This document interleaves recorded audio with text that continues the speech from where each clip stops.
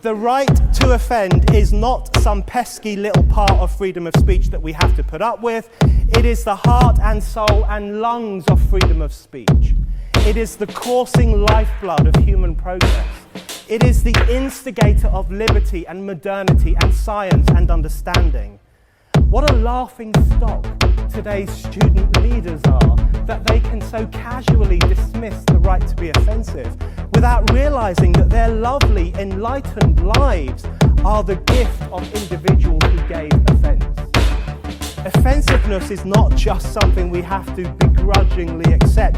Offensiveness is the motor of human progress. Now broadcasting from the Right to Offend Media Studios in sunny South Florida, bringing you the latest in politics, current events, art, and pop culture.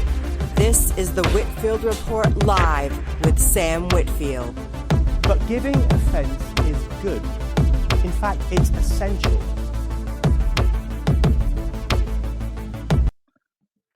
You know, it's been a long time coming, ladies and gentlemen, but I just have to say, I've been right about Nick Fuentes for 10 years, and finally, everybody believes me. This is what I was saying to Max and more before we began the show.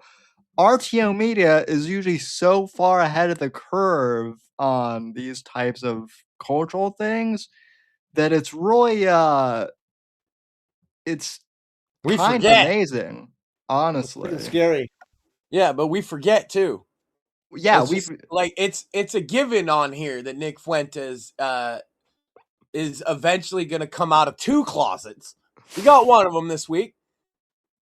Yeah. Actually, it's the important one. Here's the reality, Sam. Everybody thought when he said he was, when people were saying he came out, that's the joke, right? Because everybody expected him to say he was gay.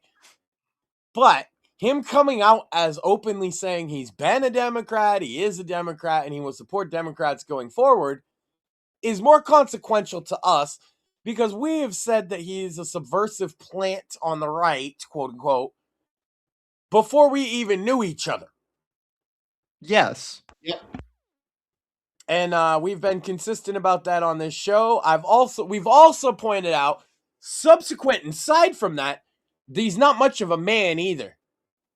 That's true too. And I don't know you, but I've gotten shit from people who are like, oh, well, he's not that bad, and you should embrace his audience because I think that you two have a lot in common. And it's like, no, when your entire audience's thing is he can embrace these nuts. Yeah. No, wait, he'd like that. Never mind.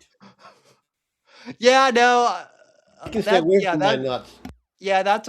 a hard pass. That's a hard pass. So theoretically, though, the theoretical. Yeah. Sorry, Nick, I don't swing that way. Yeah, but no,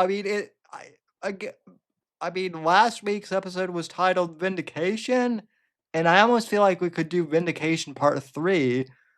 But Malarkey, Max, that's what we had. I've decided that that's what we have to deal with every week is just malarkey. We've got the malarkey of Fuentes coming out as a Dem. We've got I don't know if you Owens and the palm pistols and all this nonsense. What else? What other malarkeys out there these days? Oh, Kamala Harris has a 50% polling for a Democratic primary. You know who comes in second, Sam, at 22%? Gavin Newsom. Needless to say, 2028 is going to be another fucking R win if that's what they're actually going to muster. Yes. Also, speaking of Kamala Harris. Fuck Kamala Harris. Speaking of Kamala Harris and the Democrats too, you'll like this, Mac, because the last time we talked about Karen Bass on the show, the mayor of LA, the woman who let the city burn because she was in Africa, and you and I got a lot of flack for calling that out. It's now been discovered that basically she used state funds to put up anti-ICE signs And Shocking. And that's probably not the most legal thing in the world to do, huh? no, it's not. And I know it's Los Angeles, but there's that Republican Spencer Pratt who is running for mayor in LA. And I even saw people like Tora Wilson Now that tweet you out. said in LA, it makes sense, but I was thinking of that name. Spencer Pratt was the most like douchebaggy name I've ever heard in my life. Yeah. No Yeah, I offense to mean, the man. I don't know anything else other than the name. Am I wrong? No. Like, you're a girl in college and you're like, there's the frat boys over there. That's Tony. That's Jacob. There's Spencer. yeah. Spencer what? Spencer Pratt. Ah, his dad's a lawyer, huh? Yeah. Sorry. I don't know. Who names their kid? I will say this. Millennials name their kids that kind of shit. Did you know Clavicular's real name is Braden? Yes. No Yes. cat. For real, on God, motherfucker's name is Braden. Bro's name is Brayden. Braden. You know what we would have done with a Braden in my day, Sam? He'd Shoved have him gone in in the top. You know those lockers where there's a bottom and a top? He'd have gotten Braden stuck in would go the in the locker. top. Yeah. Braden would get gum in his hair, specifically. Braden would get swirlies too, probably. Yeah, and he'd have Goddamn right. Caden, Aiden, and Jaden help give him a swirly. Yeah. I knew What is it with fucking millennial and Zoomer women and naming all of their kids some variation of Aiden, Jaden, Braden, Caden? Can they come up with anything else for a boy? Whatever happened to a good old-fashioned name like, I don't know, Max? Yeah, or Sam or Sam. Chris or some Or Mort. You don't see a lot of Morts these days. That's a real name, Sam. Why are you laughing? I had an Uncle Mort. It's too Jewish. Yeah, that's the Yeah. but it's not necessarily a Jewish name. Oh, I know. No. What about a name like Craig? Well, that's pretty common. Craig's one of those ones. I mean, look, Yeah. you got Craig on South Park. He flips off the principal. That's pretty cool. Yeah. I once flipped off the principal, Sam. Yeah. I mean, and then I got the cops called on me on account of I was 28 and he was retired and it was at his house. But I flipped off the principal. That is fucking cool. Broken. Fuck you, old man. It's like, who are you? Yeah, that's one of those things where he didn't remember you, but you remembered him. I say that, but the vice principal in charge of punishing me actually died of a heart attack shortly after I left. So what you're saying is you drove him, you stressed him out so much that his heart just gave out. I'm not going to say I didn't contribute to that on account of how red he would turn sometimes. Yeah, I'm sure. Usually he didn't get reports when it came to me because I was good about just going to the office when I got told to. It's just the parts before that where I'm supposed to de-escalate. I was bad at that. So, like, they'd be like, go to the office. I'd be like, all right, cool. I'm just sitting at his desk with my feet up, sitting there. He doesn't have any paperwork. He didn't get any calls. And he walks in and his face, that vein in his forehead, Sam. when he saw me with my feet. Like, I'd be sitting in his chair with my feet on his desk. So I understand now why this would bother him. And he would just be like, Max, why are you sitting at my desk? And I'd be like, look, man, I told the lady in biology class that she was a cunt. But in my defense, she was being a cunt. I mean, I don't know why he would, you know, suspend you over that. That seems perfectly reasonable. Yeah. Well, I got in school for that particular one. Then there was the time where I tried to, we were having a chair fight, me and my friend, you know, like with folded chair, like wrestling.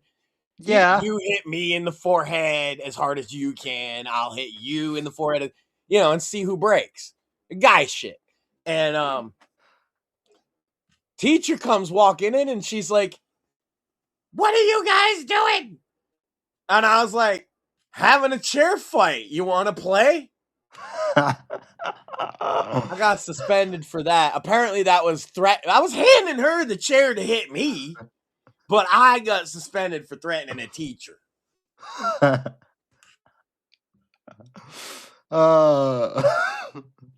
go let the teacher hit me in the head with a chair and I get in trouble. I almost got suspended for once telling a teacher that I thought that Obama was retarded. I say almost because I got you're not wrong. Well, here's the funnier thing. So I got sent to the dean, and come to find out, the dean was super based and was like, listen, I agree with you, Sam, but you can't be saying, You can't say that. You can't be saying like you know, shout out to, I don't even want to say his name, but shout out Mr. I know he listens to the show. So you know, I appreciate you having my back against all the cat lady teachers. But yeah. Down with the We need. I wish you were a teacher instead of a dean. I would have probably done way better had you been like my history teacher. I got another quick good one. I got suspended, Sam, for farting. It's true. I also totally believe that. So we're in like English. I think it was. That. No, we're in English class, and somebody else that was not me, for the record, officially, okay? I didn't break the first wind. But what I did was when somebody farted, nobody knew who it was. It was one of those really loud ones, and it stunk. And everybody started gagging and also laughing hysterically, and the teacher's trying to maintain control of the class. And of course, as luck would have it, I feel one coming on. And I'm like, but I didn't do that first one. But I don't think it's going to matter. And I'm holding it in, and everybody's like laughing. Teacher's like, calm down, everybody calm down. He opens the doors, you know, opens windows. All right, we got to move on, guys. And it took so long. I've the whole time felt like an eternity until finally I was just like, you know what? Fuck it. Way louder than I had bargained for. And the teacher was just like, Max, to the office. And I was like, I'm going. You know, it's the ones that you always try and hold back are like the worst too. That's right. Well, that's why you try and hold them back to begin with, but to no avail. And so, hey, whoever got that first one in, I gotta give them credit. Like, they got away with it. It was one of the nastiest nuclear smelling farts I'd ever fucking smelled in my life to this day. and then I got suspended for it. Mine was loud, but it wasn't like the stinker that cleared the fucking room. The I SPDs are reckon the that greatest. person ate a lot of fiber. I mean, fiber's good for you. We know this. Yeah, well, until you're stinking out the classroom. Uh, They'd subsisted off of nothing but fiber and baked beans for months, Sam, and dead animals. now I just fart in my home office. Yes.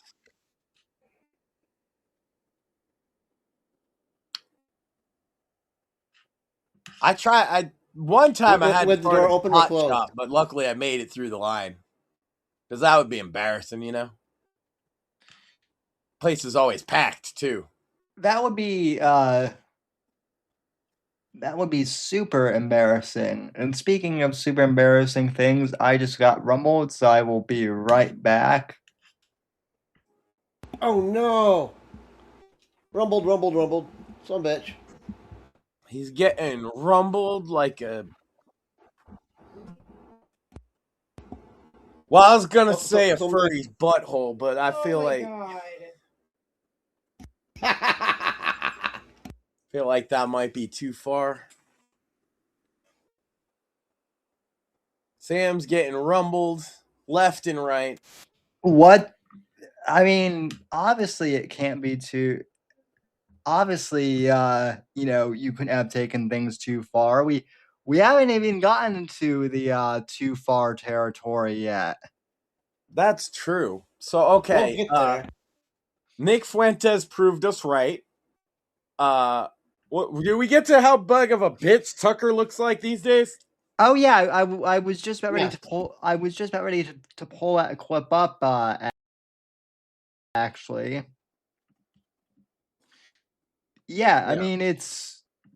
I mean, so here's the thing. When everyone knows I dislike the New York Times like immensely. I think cysts are preferable to the New York Times, but when the New York Times makes you look like an idiot because you are an idiot, you know that's bad. So No, you fucked up. yeah, It's a shame for a lot of guys like him because what Tucker and some of these other guys are trying to do in being a voice for anti-interventionism on its face might seem noble, but it's the way they grift about it that's so fucking off-putting to me. Because it's so blatantly obvious they're not just there just because they love peace. right. And their whole thing with the anti-interventionism thing, it's not. It's the sad thing is a lot of these anti-Semites claim to be anti-interventionists when they're really not. They're just it's thing of Well, what. look, I will give it that some people come to their positions on that side because they're foreign policy, and it helps to understand where they're coming from, and I understand that they feel it's so important. The thing I find in arguments with them is my perspective of the weight of Israel's pull in this world, which is not zero as they seem. Right. Unless you think they run everything, you're just obviously think they have no sway at all. Whereas I say, yeah, they have too much influence on us, but so does China, so does Russia, so does the SPLC apparently, Right. so did fucking Meta, so does Tucker Carlson. There's plenty of people with too much goddamn say around this place that aren't me. That's my main problem, right? Is you can point to a lot of different things, like you said, China, social media. I would even argue, Boomers, just generally speaking. boomers. Well, also like the drug cartels and things like yeah, like what? See, people are like, so like you have propaganda and because you don't agree with me. Everything you like is propaganda. It's like, bitch, everything you see is propaganda. Right. If you think one thing is and one thing isn't, you're already not playing the right game. So, so this lady from the New York Times, who, as you will see, looks like basically like the character of a Brooklyn, Karen, leftoid. She basically called Tucker out on his contradictions all throughout the. It was like a 2-hour interview. Real quick, Sam. Sorry, I just want to say shout out to Apex and Joe in the chat. What's up, boys? Yeah, what's up? I just noticed it. I didn't mean to interrupt. Go ahead. Oh yeah, no. Shout out to both of them, and also I'll be opening up the caller queue as well. So here in a bit. So if people want to call in, we'll do that. But yeah, this whole interview was basically just this, journo calling on his contradictions, and Tucker being like, "I didn't say that," and this is only about 20 seconds, but this is what the entire 2-hour interview basically. Okay, and they side by sided it from a month apart to drive it home, which is brutal. Let's go. Yeah, well, that's what the Milk Bar TV guy did, but still, it is pretty brutal. You've been talking on your show about whether Trump is the Antichrist. I have not said that. On your show, the day after Easter, you noted he did not put his hand on the Bible during his swearing-in ceremony as president. You said, and I'm quoting, maybe he didn't put his hand on the Bible because he affirmatively rejects what's inside that book. And then on a recent show, you went further. Yeah, so I want to point out, this is the lady right here who made Tucker look like an idiot. Well, he made himself look like an idiot, to be clear. He set the barrel full of fish and just let her run wild, huh? Yeah. So, hey, leftoid cat lady got a W, I guess. You're saying, here's a leader who's mocking the gods of his ancestors, mocking the God of gods, and exalting himself above them. Could this be the Antichrist?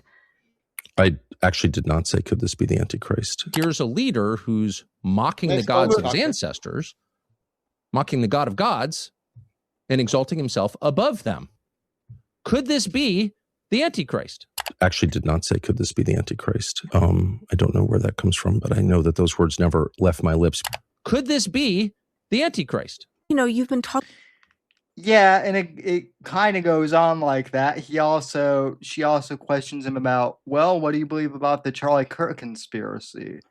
And he goes, well, I don't think there's any conspiracy. And then there's a clip of him bringing up the Egyptian plane thing from Candace Owens.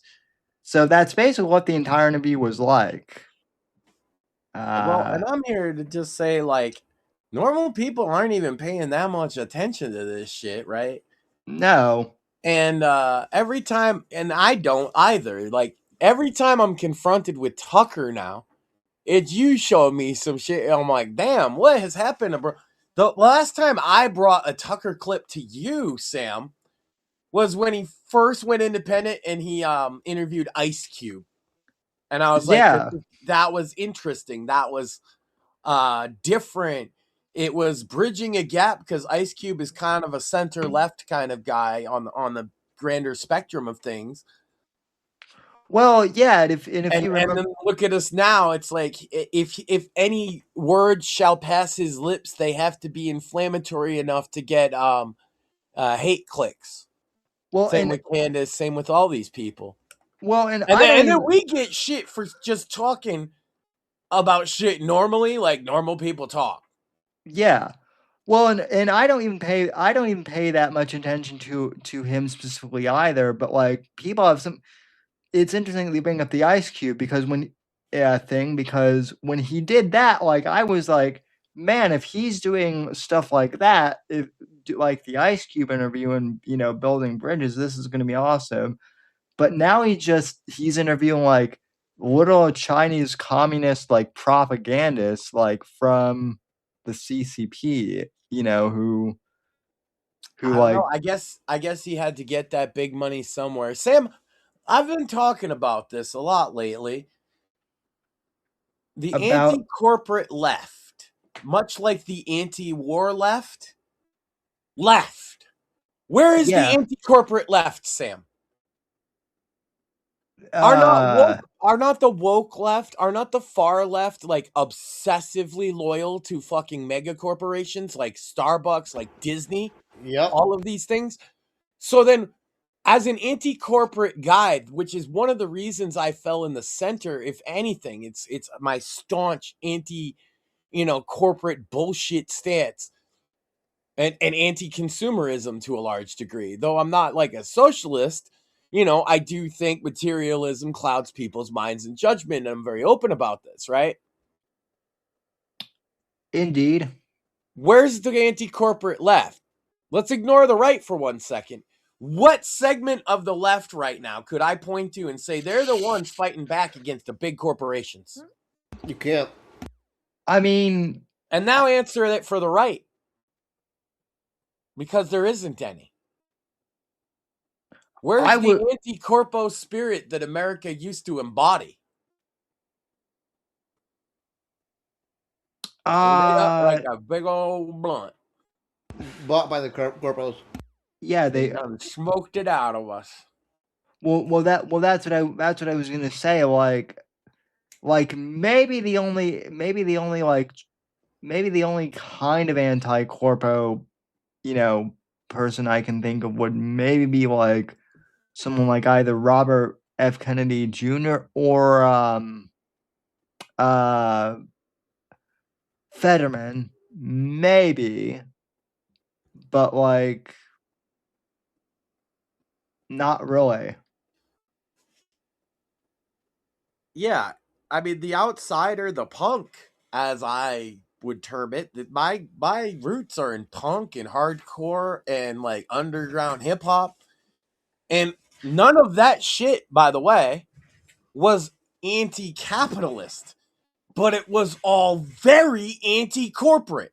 Well, hold on, Max. What you just said there, I think, is a really important thing because you said anti-corpo, but you're not anti-capitalist, and I think a lot of people, I think, kind of conflate the two. Unfortunately, it's not anti-corpo to suck the corpo's dicks just because they espouse some of your political opinions, though. That's not anti-corpo at all. That they are now they are the street soldiers of the corporations that want to force wokeness down our throats. Right. But they're literally political pawns for the corporations. Right. So they're not anti-nothing. They can say, oh, well, I'm against capitalism, so I'm against corporations. No, those corporations also against capitalism because then they can just have a monopoly on the market.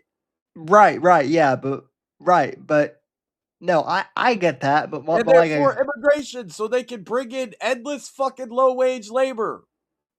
Yeah, but Max, who will clean your toilets if the corporations will pay somebody that you get a subscription to for them to come once a month and clean your fucking toilet, and you won't own it, and you won't own the toilet cleaning, you won't own the fucking toilet brush, you won't own the fucking toilet, you won't own the fucking house, but you know corporations will be in check, bro.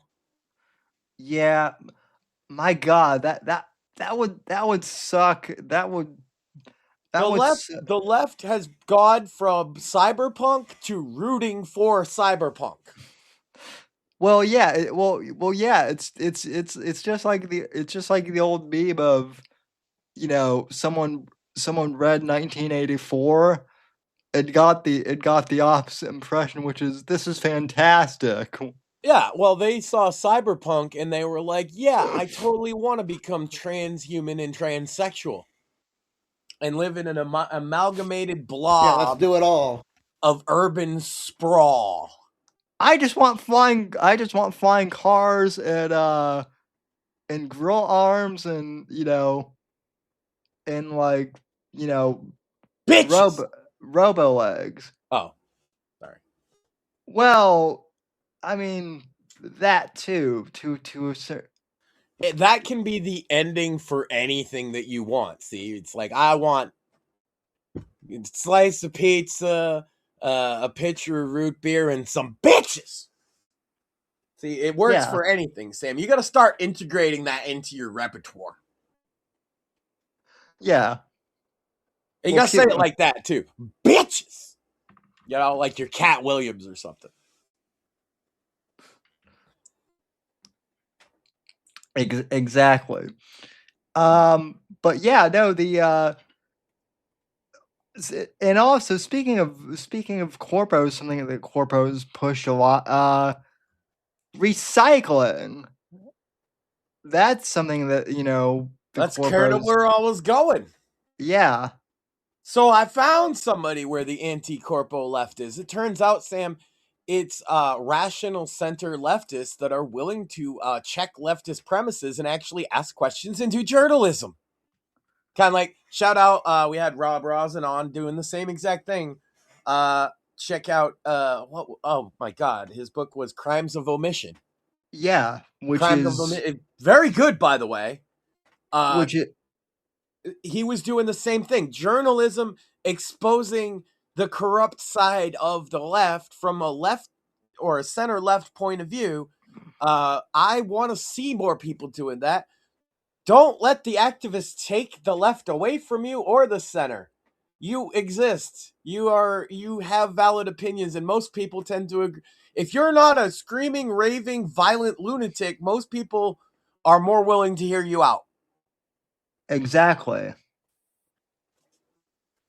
In an age where we're just nonstop lambasted by fucking people screaming their violent opinions. And by the way, Sam, it is not lost on me that we have had multiple shots taken in the vicinity of the president this week. Yeah, it's Lock them up for violent threats. It's a simple fucking solution. People, don't tell me after the fact, oh, they made violent threats. Put people making violent threats under fire. Go ask them questions first. That's all. yeah. Yeah, those are the people that we really need to be asking questions of. Well, and that's the other thing, kind of going back to all these conspirators. And John Doyle, who I really like, brought this up. It's all the part of the reason why all these conspiracy theories with Candace claiming like foreign governments are behind all this. Part of the reason why that's so like annoying for a lot of us is because we see these violent leftists like openly talking about, violence against us on like a regular basis For years. Decades. for years. Cases. There's no My there's friends no, have been targeted of left-wing violent threats for over 10 years, Sam. yeah. We just don't go around crying about it like they do, because victim status means nothing on the right or frankly anymore in the center. Victim status is only a trade currency on the far left. Right.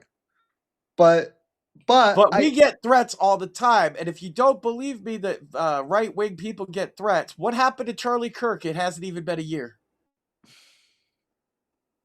Just remember that one. So yeah, it is real out here. And we're not seeing people. When Charlottesville happened, Sam, people were held to account. That's why it's so startling revelation that the SPLC was behind Charlottesville. Because of what happened there, and because of people went to jail. And in fact, one man is facing a death sentence over what happened at Charlottesville, and a woman is dead. Regardless of whatever you think happened there, that's both true statements. Yeah, and it's unfortunate. People on J6 got put in jail for years without even a fucking attorney. And they get to run around, and they threatened me at the Straight Pride Parade in Boston in 2019. They threatened all of us. I've been personally threatened by Antifa many a times. They doxed me. They get the name wrong. I think they were just trying to meet some kind of docs quota, to be honest, and they just made some shit up. But regardless, they come after people. And how about last year, Sam? Remember last summer when I was doing my Riot Watch streaming? I got a Yeah. lot of viewers for that. And one of the things that happened on that, and you can go check, it's on the Right to Offend Media channel. You have to go back a little ways, but it's just a stream where I was watching different points of views of the peaceful fucking protests we had last year. And one of them in Seattle, they beat my cameraman almost to death. Yeah, I was actually on stream with you, and I remember we were both saying, like, you know, Do we you were know both how many people have been charged with that assault, Sam? 0. 0. Their faces are all on camera. Their voices. They know exactly. Seattle police. I'm sorry, it was Portland. It was Portland. No, it was Seattle. It was Seattle. I'd have to go back to be sure, but it was one of those two cities, and I think it was Seattle. And the Seattle police have no interest in prosecuting a man beaten almost to death just for walking down the street, and he was like, "What's going on here?" and filmed it. Well, since you brought up He the didn't even know there was a protest. He just saw a bunch of people like yelling and cheering, and he thought they were celebrating something. So he started filming, and I was looking for footage. So I found him, and I was like, "Oh, he's in Seattle. Let's watch this for a while." They tell him to go away. They say, "You can't film here," and he's like, "What do it's a free country. What are you talking about?" And they say, "Okay, you can film," and then they walk away. And I said in his chat to him, "They're coming back. You need to leave." That was a threat. And he says, "No, that wasn't a threat. They said I can film." And I said, Yeah. "Yeah, they said you can film, but," and then they walked away. "They are threatening you. You need to leave right now." And he Yeah. said, "Nah, I don't." And you know what happened is a few minutes later, they hit him in the head from behind with a rock and Oof. Yeah. stopped him on him while he was still streaming. And he got a fucking concussion from it and a broken wrist. You know, Max, well, since you brought up the riots from last year, this would be a good time for me to show the book. And specifically, I've gotten a lot of questions about this cover for American Inferno, available now in paperback and ebook.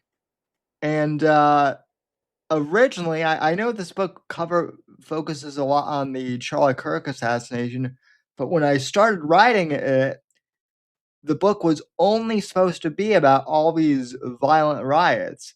Hence why I basically took one of the actual riot photos and then turned into an illustration and did some artistic things with it. These riots are still going on in the country.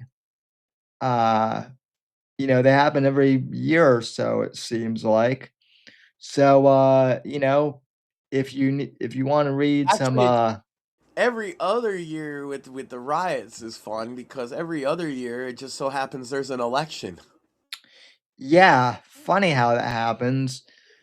So, pick up a copy today, and as Travis Davis said in a recent video he did, for the book, that he said that this book is super prescient, unfortunately, and yeah, I mean, I wrote this just making observations about what I see, and that's basically what Shadows of Deception is, unfortunately. And you got a new one coming in a new era that I I do. have a feeling might have some of the similar kind of prescient information in it, Sam, since you specifically chose to make a Vietnam era. Oh yes. And that's not a spoiler because he announced it himself last week. Yeah, and actually, thanks for reminding me. I will. Well, I'll do it towards the end of the show. But I actually did get my copies in yesterday. Ooh, I can't Um, wait till we get the film version where I'm going to play Charles Manson. yeah. Well, that story hasn't been written yet, but I'm serious. I'll give you a preview of that one so that you can start to prepare. So, but all jokes aside, you've been doing great with that. A Vietnam era sounds awesome. I'm sure, like, I'm not spoiling because I haven't read any of it, right? But I'm sure there will be references to some very 60s topics like MK Ultra in there, no?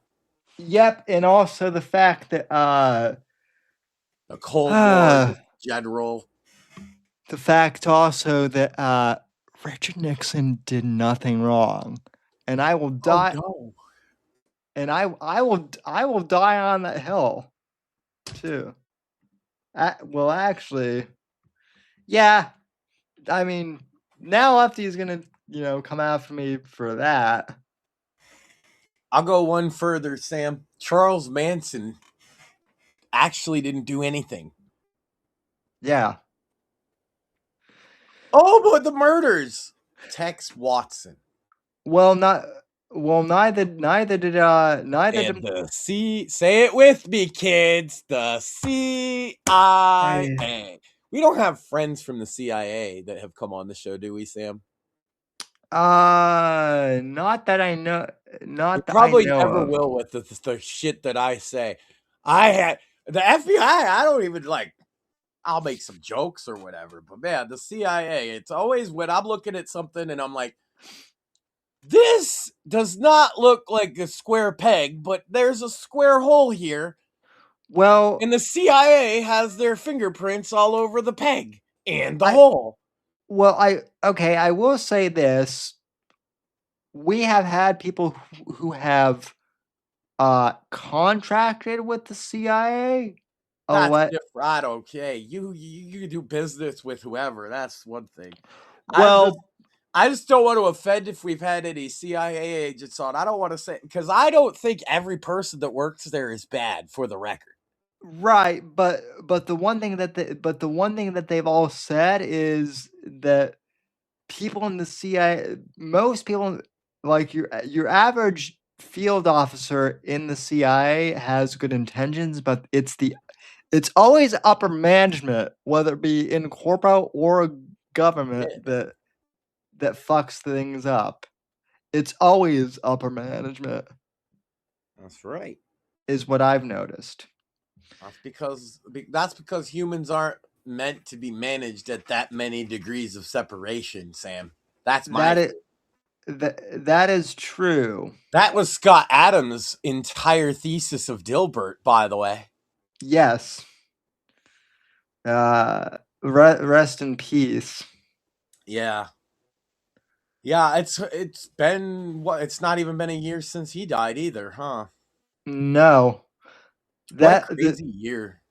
The Dilbert animated series is still a banger, too. Mm-hmm. Absolutely. So, also, the comics are still fire. Like, you could go back and read some of the shit from the 90s and they'd still make you laugh. Oh, yeah. Yeah. Yeah. But, and recycling was another thing that Scott Adams called out as complete bullshit, too. There we go. So we've gone full circle, Sam. Let's talk about recycling. Boys and girls, let me tell you something. This is going to hit some of you the same way that it hit when somebody told you that pro wrestling wasn't all that you thought it was, and that Santa Claus was a spirit inside of your parents' hearts. Recycling is not real, guys. It's fake. And I wish I had this like 10 years ago when I wrote a paper in college basically saying the same thing that I got a C- on because the professor was like, "Nah, recycling is real. You're crazy." Yeah. Well, and we'll drop when the video's done, we'll drop the link in chat so people can go over and check it out, like it. But yes, this is an awesome, well-researched video that I think some people will learn some stuff here. try not to stop it too much to let him get. There's a lot of information in here, Sam. Yeah, and I love it. And I'll I like probably- bringing new topics to our audience because everybody talks about the same fucking 3 things every day. Yeah. Yeah, and this really was a great setup. I'm probably gonna have to mute in certain spots for ads and whatnot because Right. because We'll stop and discuss. I just don't want to. I don't want to sit there and talk over the whole thing like we tend to do because there's so much in here. Yeah. Right. 9 times out of 10, the answer to that question is either going to be technically or money. So I'm just going to reuse this clip every time that comes up. So let's get into it. But again, remember, it's always technically or money. Hello. I'm wearing a lab coat that I stole from my sister who's a nurse, which explains why it's one size too small. The reason I'm pretending to look scientifically qualified is because a few weeks ago, I set out to make a simple video about the history of reducing, reusing, and recycling. But the more reports I read, videos I watched, and red yarn I purchased, the more I realized this is a deeply complicated issue. But surely the title is clickbait. I mean, recycling obviously exists, right? Technically? But the reason it's such a mess is due to the very material that popularized recycling in the first place. Plastic. Plastic is so interesting for all the wrong reasons. I'm sure I don't need to tell you that plastic waste is a problem, but the way we got here, and the reason you view it the way you do, is the direct result of decades of misleading claims, unrealistic promises, and propaganda from big plastic. That's a real thing. I'm telling you right now, this one's gonna be a bummer. I've never liked chemistry because it's the one science you can't see, and because I have the reasoning ability of a 12-year-old boy, if I can't see a thing, I tend to believe it's not real. We all know that plastic is made from oil, yet none of us know how. Prior to writing this, I couldn't even imagine how that works. As far as I can understand, when you extract oil from the ground and you refine it, the product that you're looking for is called methane. It's the primary gas that your stoves use. We burn it for like energy and stuff. It's really valuable. But one thing you get when trying to get methane is its less popular brother, ethane. And this is a byproduct of the process. Ethane is going to be there whether you like it or not. And for a while, that's just the way that ethane was seen. It's just one of the things that you get when you're digging up oil. But in the late 1800s, it was discovered that you could use it to make this weird substance. It was this white, waxy material discovered by German chemist Hans von Pechmann. His colleagues named it polymethylene, also known as polyethylene, also known as plastic. Now, this discovery was an accident, and at the time, there wasn't really much you could do with it commercially. But in 1933, British company Imperial Chemical Industries, great name, accidentally discovered a way to synthesize this industrially. And the result was a material unlike the world had ever seen. Polyethylene was everything you wanted it to be. It was strong, it was lightweight, it was flexible, it was heat resistant, and most importantly, it was cheap. It might not seem impressive today, but at the time, plastic was viewed like the material of the gods. It could be clear like glass, but it didn't break when you dropped it. It was lighter than metal, less flammable than wood, sturdier than paper. You could color it, make it look like any material you wanted. It was easier to clean. It was easier to transport. It was cheap. It was durable. And I guess. Yeah, I was just about ready to say too, like plastics are kind of his field specifically too. No, I get that. I actually think that if he were to fucking not be so impatient like he is, by the end of this, he'd be a little more satisfied with this because a lot of the information here, I don't think that he would dispute. It's that this guy's trying to give a layman's guide to a thing he's not an expert in, and Craig is. So I totally get that. But, Well, Craig also does suffer from chronic engineerism too, where like chronic autism, yeah. So, yeah. No, but at the end of the day, he's kind of skipping through that to get more into the process as to why recycling is not as effective as people think, and that a lot of it just ends up getting burned because they mislabel things to the public to try and make it seem like it's recyclable when it's not, and the logos look the same. And a lot of it is just corporate, hey, I could get money. Let me put money in his pocket. Let me put my hand in his pocket, take somebody out, and then I'll give money to you. And we'll all give money to each other, and we'll call it recycling. And we'll pretend we're taking care of the trash problem that we're not actually taking care of. That's what the bulk of the video is, Craig. It's less about the science of plastic. Yeah. But since he's an impatient guy, I figure I give the TLDR. Also, Craig, he says you guys are going to make me break legs. I mean, good luck with that because I won't feel it. yeah, well, yeah, Mort won't feel it. I'll feel it, but like, I'm already in a chair, so. Yes, this Go guy ahead. is maybe not the fucking science genius that Craig is, and I guess I should apologize for that. I mean, I suppose you could hobble. I suppose you could hobble Max, but like also he's Good luck. But also he's a giant. Isn't he already hobbled? Too, so. And there's I got new sneakers this week, Sam.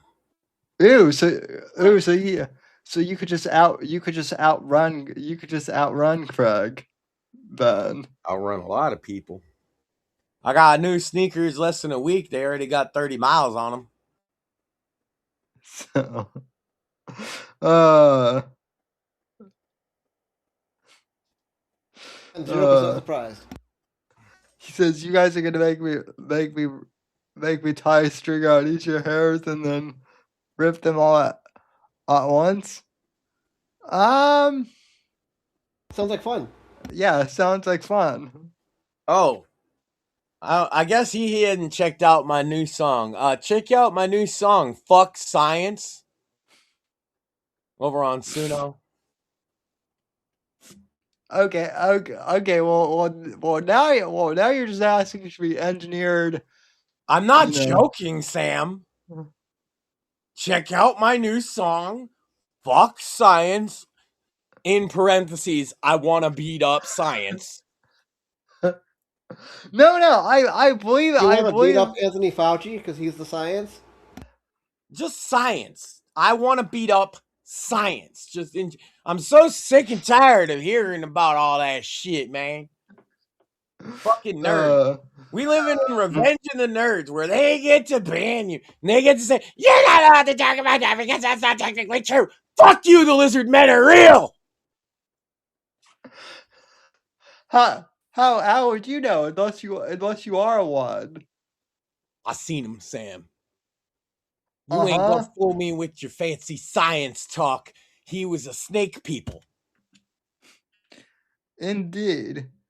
But yeah, we're 2 minutes in, and we should probably continue on. So. Thanks to injection molding, it was easy to mass produce on a large scale. This material could be used for everything. And due to metal shortage in World War II, the manufacturing of plastic became really big in the 40s. And since it was already in high production, when the war ended, there was an explosion of new plastic products to choose from. Plastics take their rightful place in a world at peace. The future will bring plastic fabrics, wondrously fine, yet resistant to wear, wrinkles, and stains. Saran wrap, squeeze bottles, Tupperware, shoes, dolls, garbage bag, plates, bras. People loved plastic, but manufacturers loved it even more. Why? Money. Remember, plastic comes from ethane, and ethane is really cheap. In fact, there's too much of it. Because if you're a fossil fuel company, you want methane. But if you're getting methane, you're also getting ethane. But it's not just that you don't want ethane. Nowadays, you literally have to find a way to get rid of it. You can't really mix it with the methane. You can't just release it out into the atmosphere. There's only so much of it you can leave. Real quick, it looks like he it looks like he green screened stairs or something. I don't know. Legally burn, and if you don't find a way to get rid of this stuff, it becomes a big problem for production. A lot of governments, including the US government, control how much you can flare. So it might be that you are producing so much ethane that you cannot flare it and you cannot send it down the pipeline, and if you can't sell it, you have to shut down the well. They hate shutting down the well. If there's still methane down there, if there's still oil down there, that's money in the ground. So it doesn't matter if you're making money on the ethane. You just need someone to take it away from you. And plastic just makes sense. So from the 50s onwards, pretty much anything you could dream of was being made of the wonder material. The possibilities were endless. And the best part is that it would last forever, because plastics basically last forever. That will come up again later. I'm not here to say that all plastic is bad at all times. I'm coming to appreciate that plastic does have a place in society. For example, before the invention of single-use plastic-filled diapers, children used to wear cloth diapers that were meant to be washed and reused. That's okay. We don't have to go back to that one. The problem is how much plastic is made. So what were we going to do with all this trash? I would love to answer that question, but I do have to do a commercial for a brand real quick. Why would he just interrupt the video like that? Money. Wow, look at this totally normal meal for a college student. I can't wait to eat this and then go about my day. That was me about 8 months ago. I noticed that anytime I ate a salty meal, I would get these crazy chest pains and my heart would start beating really fast. And I was totally panicked because I didn't know why it was happening. Let me see. If this is just going to be an ad read, I'm going to skip through this part. I believe so. But, Okay. Yep, it is. All right. What? Well, look, man. He wants to say that the science research on this is shoddy. That's probably fine. He had an answer for that right at the beginning, Craig. It was that the answer to most of this stuff is either technically, which is what you're arguing about technically, or money. Yeah. The greenhouse gas emissions that come from when you actually produce the plastic to the disposal of plastic, a decent portion of which is just burned afterwards, which also contributes to greenhouse gas emissions. And probably the most annoying part of plastics, especially in the 60s and 70s, is that people would just throw them anywhere. It was in parks, roads, farmlands, lakes, rivers. Plastic also ends up in our oceans, which is bad because, as we all know, fish are dumb. And we'll confuse small pieces of plastic floating around as prey, and then they'll eat it. And then we'll eat it when we eat the fish. Did you know that the average American eats about a credit card's worth of plastic every year? That's why I don't order seafood. It eats through my wallet. I'm doing great today. But the planet is a big place. I don't get why we can't just find somewhere to put it. We have this one planet. We only have so many places that we could put our waste. I can think of 3 different places we can put our trash right now. You can't put it in the ocean. Look what happened. Sure, obviously. You can't put it on top of a mountain. We can't? They've even tried to put it into a volcano. I didn't even think of that. We can't? We have to come up with a better plan. So we had way too much plastic trash. What could we do to fix the problem? Well, we could have cut down on plastic production, which would have solved the problem at the source. No, we're never going to do that. How about we come up with a slogan instead? If you grew up in America after the 80s, you probably grew up learning about the 3 R's. Especially in the 90s and the 2000s, messaging about the benefits of reducing, reusing, and recycling was everywhere. It's worth it. It is worth it. It was on posters, commercials, children's television. They made jingles about it. They talked about it in science class. Did you know that Schoolhouse Rock forced Mitchell Russo to make a De La Soul parody song about it? Obviously, I can't play the whole thing here because Disney will have my head on a pike, but I will play a snippet shortly. However, before I do, I would like to read the lyrics to the first verse because it's written like a conspiracy theorist that's trying to make a connection that simply isn't there. 3. It's a magic number. Yes, it is. It's the magic number. Because 2 times 3 is 6, and 3 times 6 is 18. And the 18th letter in the alphabet is R. We got 3 R's we're going to talk about today. Go listen to this song immediately after this video. I assure you, it sounds worse when you sing it. Gotta learn to reduce, reuse, recycle. 3, 6, 9, 12, 15, 18, 21, 24.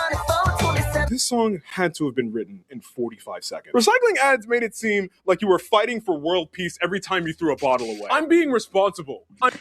It's true, by the way. The way that they went on about like recycling when I was in school, they made it seem like recycling, that if you weren't recycling, you were a noble person, and if you didn't recycle, you were a piece of shit. Yep. And yeah. I'm basically a hero. We treat recycling as if everyone who does it is single-handedly preventing a plastic straw from ending up in a sea turtle's nose. You did it, man! We won! But that slogan is written the way it is for a reason. It's written in order of importance. If you want to help the environment, by far the single best thing you can do is reduce the amount of trash you make. If you don't want the planet to be filled with waste, don't make the waste in the first place. Beyond that, the next best thing you can do is to reuse the waste that you create. And I'm not talking about that 5-minute crash reuse. I turn these bottle caps into jewelry. I'm not doing that.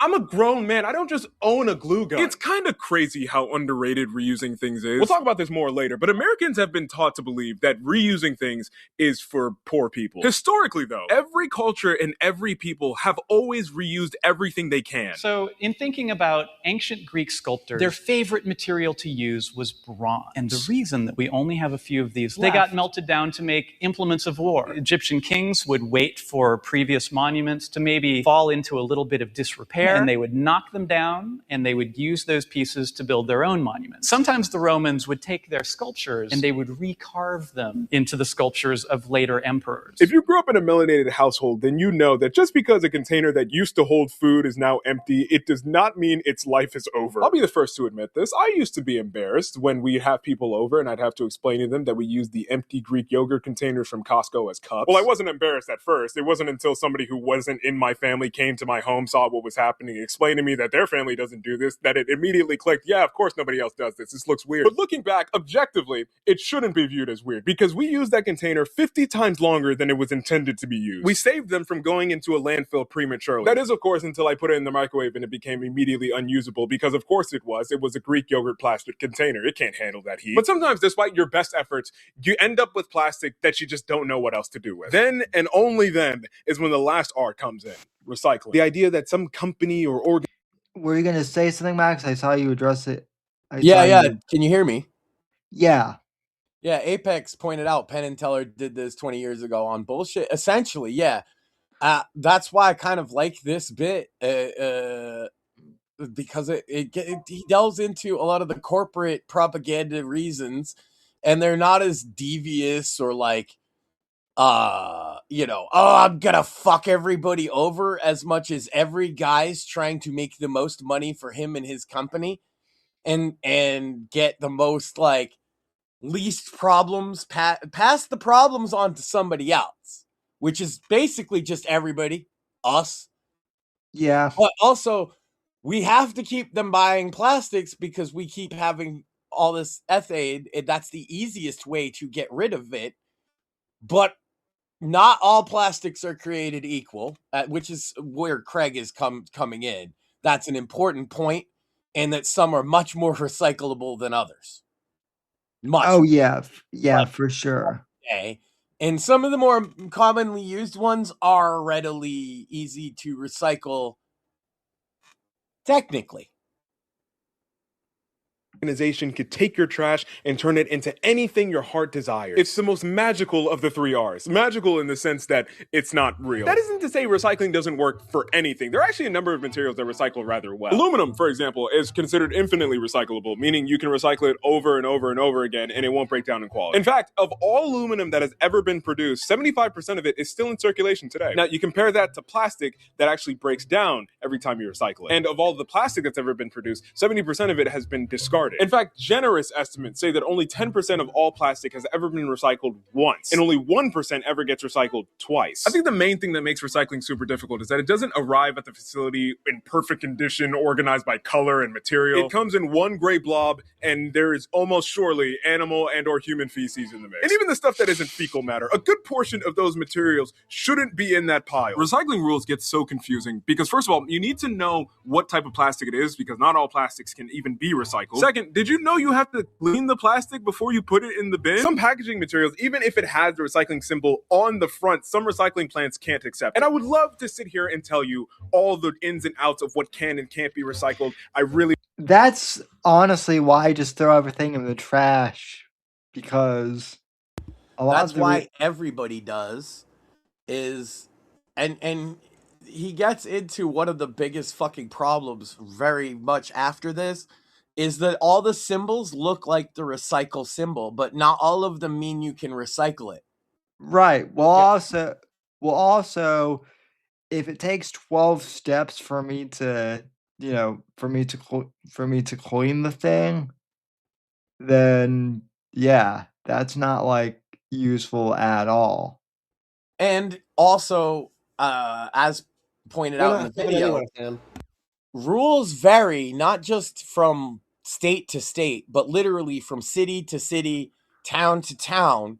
Yeah, as to what is and is not allowed, recyclable. It's a mess. The whole thing, like Craig can say some of this is not true or whatever, and he can be really mad that things that he deems not true existing makes him mad. I get that. But the overall point, right, that this is a giant confusing mess and a lot of people continue to profit off of it without fixing the problem is not untrue. Yeah, my whole thing is like I don't even think Craig is necessarily wrong on anything with like the science. My issue is that the recycling thing has become a whole big bureaucracy. So yeah. He's just ignorant. Well, I don't know. You wanted to My make it work. I stepdad come up with a bit set up where I was a going to get a recycling scroll. plant, Like, Greg. hear Do ye, I hear not ye. know I anything? do And that. how Because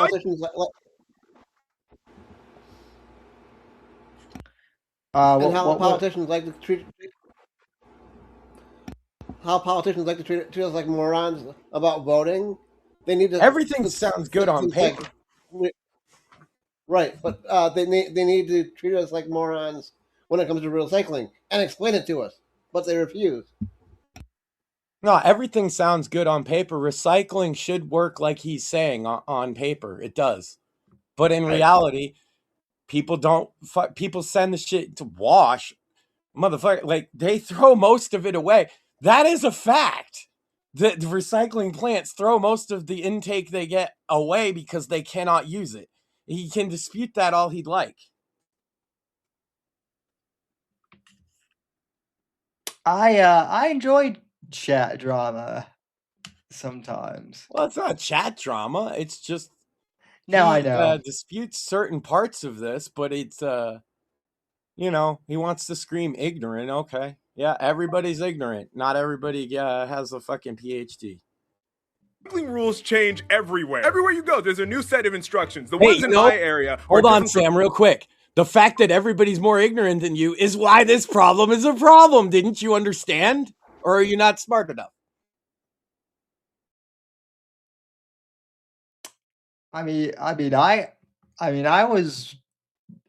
real like near still am on the recycling thing.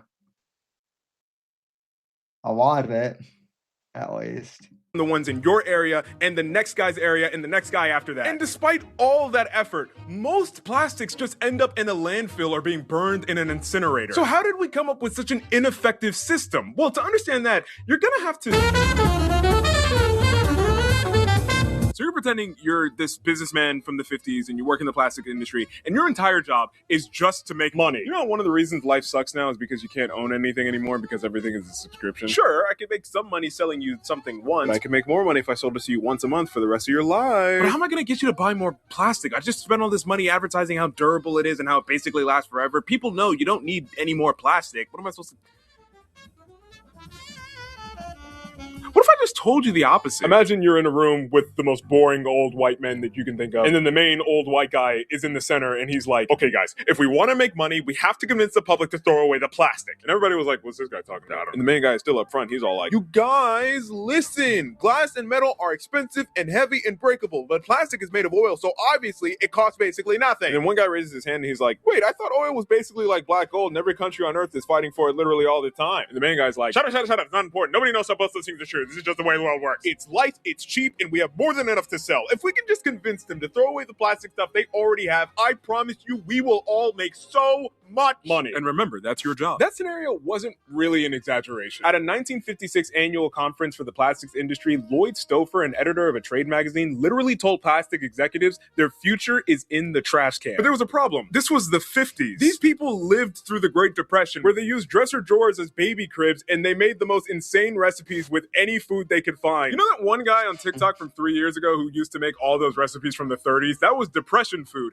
not the feeling, the time period. Although you may confuse it to be the same thing because they couldn't afford fruit, so when they made apple pies, it wasn't with apples, it was with crackers and water. This era of Americans was not used to the idea that you buy something, use it one time, and immediately get another one. That would be like if I invited you over for dinner and we were eating off glass plates, and at the end of the night you asked me if I want you to put your plate in the sink, and I just told you, nah, just throw it away. What are you talking about? And again, you were just telling the public how plastic is basically indestructible. So why would they just want to get rid of it? So the plastic industry had to make new ads that were basically like, okay, forget everything we just said about plastic, okay? It's not that great. It's cheap, and we have an endless supply of it. So after you use it, just throw it out, okay? If you eat off of it, if you drink out of it, if you look at it too hard, just throw it out. It's fine. But isn't that kind of wasteful? Come on, man. All the cool kids are doing it. For decades, Americans had a make it do or do without mentality. Our new throwaway culture fell in love with single-use plastics and didn't worry about the consequences. Being disposable, there are no empties to collect. Vinyl and asbestos on the floor.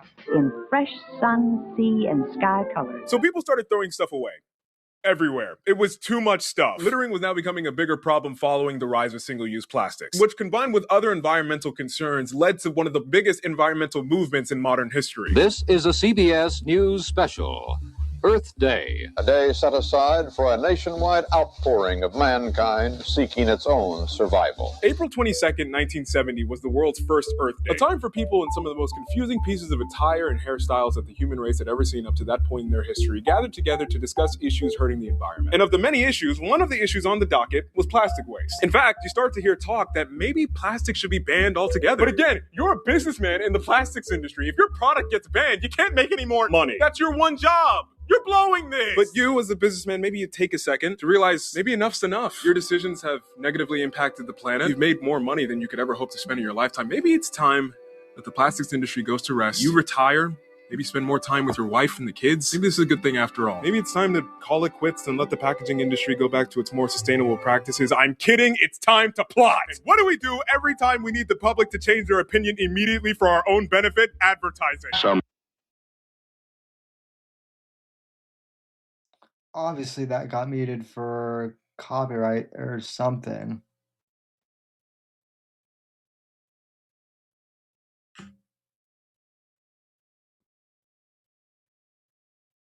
First off, this man is Italian. Secondly, although this ad may look like it was paid for by some environmental activist group, it was actually produced by Keep America Beautiful, an organization started by the packaging industry like Coca-Cola and Dixie Cups. You know, the people who made the trash. The point of this ad wasn't to stop litter. It was to make it abundantly clear that this littering thing, that's your fault. But aren't you guys the ones that got an entire generation of Americans to start acting like this in the first place? Don't change the subject. You made that Italian man in an almost surely offensive garb cry. Look at what you did. That's a great first step. But if you really want the people to get off your back about a problem, you have to promise them a solution. Give them something to believe in. And so essentially what happened was the equivalent of, I'm sorry guys, this is getting out of hand. The city's gonna have to ban the plastic. No, wait. Okay, we'll fix it.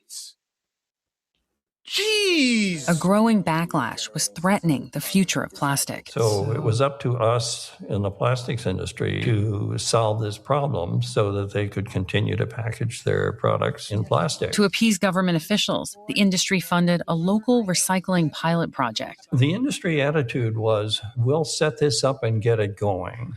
So what I'm gathering is basically the plastic companies are responsible for recycling, just like how the cigarette companies are ironically responsible for the no smoking campaigns.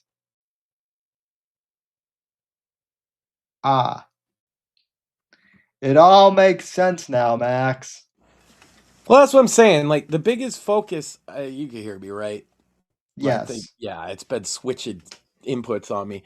The biggest focus for me in this presentation is the interplay of politics, business, wheel greasing, lobbying, and the everyday individual. It creates this confusing mess where nobody even knows recycling isn't real because nobody knows how to do it is the fucking actual answer I was trying to get at. That the propaganda gets changed to serve different causes, some of them noble even, and some of them not so much. And one of the biggest races in all of science that people aren't talking about, Sam, is the materials race, okay? To come up with something better than plastic has been the main focus of that entire season, which is, you know, that's where Craig's wheelhouse is. He's in that type of science. And so I understand that, you know, a lot of this stuff seems like basic bitch to him, but a lot of people have never been confronted with any of it. He thinks that a lot of it's wrong. I understand. There's more than, you know, the dude has a podcast of his own to present counterpoints. All I'm saying is my big aspect here was the conglomeration, if you will, of business interests, corporate interests, and government interests, and not in the interest of the people. And I don't even care if it is sometimes in the interest of the science. Sometimes the interest of the science is the angel of death twin experiments in World War II. That helped science a lot. Does that mean we need holocausts? No. No. Just the benefit of science, or what's best for science, or what's best for like technically on paper, is not where my fucking mind lies. Yeah. And with recycling, it's this big mess. Not, and I stress, not necessarily intentionally so, and with some problems that we could fix if people thought about it for 5 seconds. But you know, a lot of people want to dictate what you're allowed to talk about and how these days. I guess that's what I react to the most. Well, yeah, that's kind of been our whole shtick, no matter, what subject we're talking about, right? Is you're not allowed to talk about this, you're not allowed to talk about that. So. Yeah. And in this case, yeah, I think that there is, like I said, a corporate, governmental kind of bureaucratic drive forward, right? It's not about solving necessarily the problem of the people. It's about solving the problem of the corporation. And because they have the money for the lobbyists. Yep. And that's sort of the biggest point I want to get across, is that in the end, what happens is the local recycling plants have different rules. Their levels of plastic are not uniform. Because the rules aren't uniform. Some places do wash, some places don't. Some places wash and rewash, like he said in the chat. Some places don't. Some places do the absolute bare minimum because that's called human action. And this is why on paper stuff, this is the same problem libertarians have. On paper, it sounds great, but human action exists in reality. And so you're going to have the guy that throws used condoms in there too. You're going to have the guy that even if you explain it to him, he shouldn't do that, he's going to still do it. Yeah. So you just have to account for that. Well, when accounting for that is very expensive, and the guy running the plant to try and make money, he's actually making money, Sam, off of subsidies from his government, not the producing of recycled plastics. Well, when I was living in Denver, still at the time, it was revealed, and I believe it's changed since then, but a lot of the recycling programs, it was revealed that all the recycled goods, almost all of them, were ending up in the same landfill as the trash anyway. So, well, that's the thing, is about 70% of it does. And I Craig can say it's ignorant, but like, that's the statistic you'll find anywhere. I'm not sure what statistic he's going to show that would dispute that. And I'm open to seeing stuff like that. It's just, what I didn't like is that the thing being pretend. And what I didn't like is the attitude of, oh, it's ignorant. He's ignorant. This is all ignorant. You shouldn't watch this, basically. Like, would you like somebody doing that to your show, Craig? Well, I mean, I don't know. I think I kind of got the point of what this other guy was trying to say, though, which is that, the recycling thing is a big bureaucracy, which which was my point, is what's the thing I hate? It's not about the science to me at all. And I guess that's where the disconnect of him, because he's a scientist. So yeah, saying it wouldn't be important to him would be silly, but it's not that important to me. What's important to me is the bureaucracy problem. Yeah. Well, no, calling it ignorant 4 times is the same as saying don't watch. So, well, I kind of, because he said he never said that not to watch it. You said it was. Yeah, no, I see the chat. No, I kind of stopped the video because I kind of, unless I said we weren't going to watch the whole thing anyway. I wanted to get the point that the bureaucracy of recycling prevents good things from happening, as well as covers up that it's not as. That's the big point, is that propaganda, those recycle and you'll be a hero bullshits. they were lying to you about that. If you just throw your little piece of plastic into that bin with the fucking magic symbol on it, doesn't mean that you're saving the world, bro. Yeah. Well, I mean, and then instead of teaching you or teaching people about the proper way to handle all of this stuff, or even having symbols that people understand, the symbols all look the same. They don't mean what you think they mean.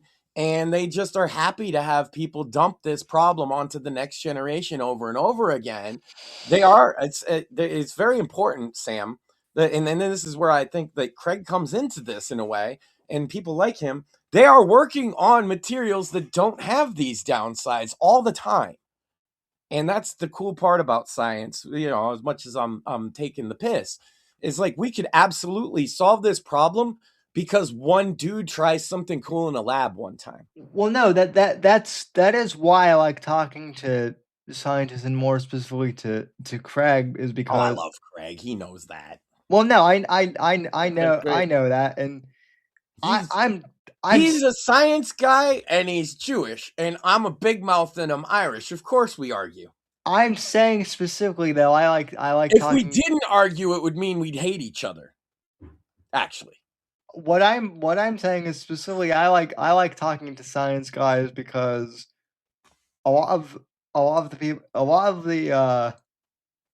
I was taught about science, like growing up and even in college, wasn't actually taught by scientists at all. It was all by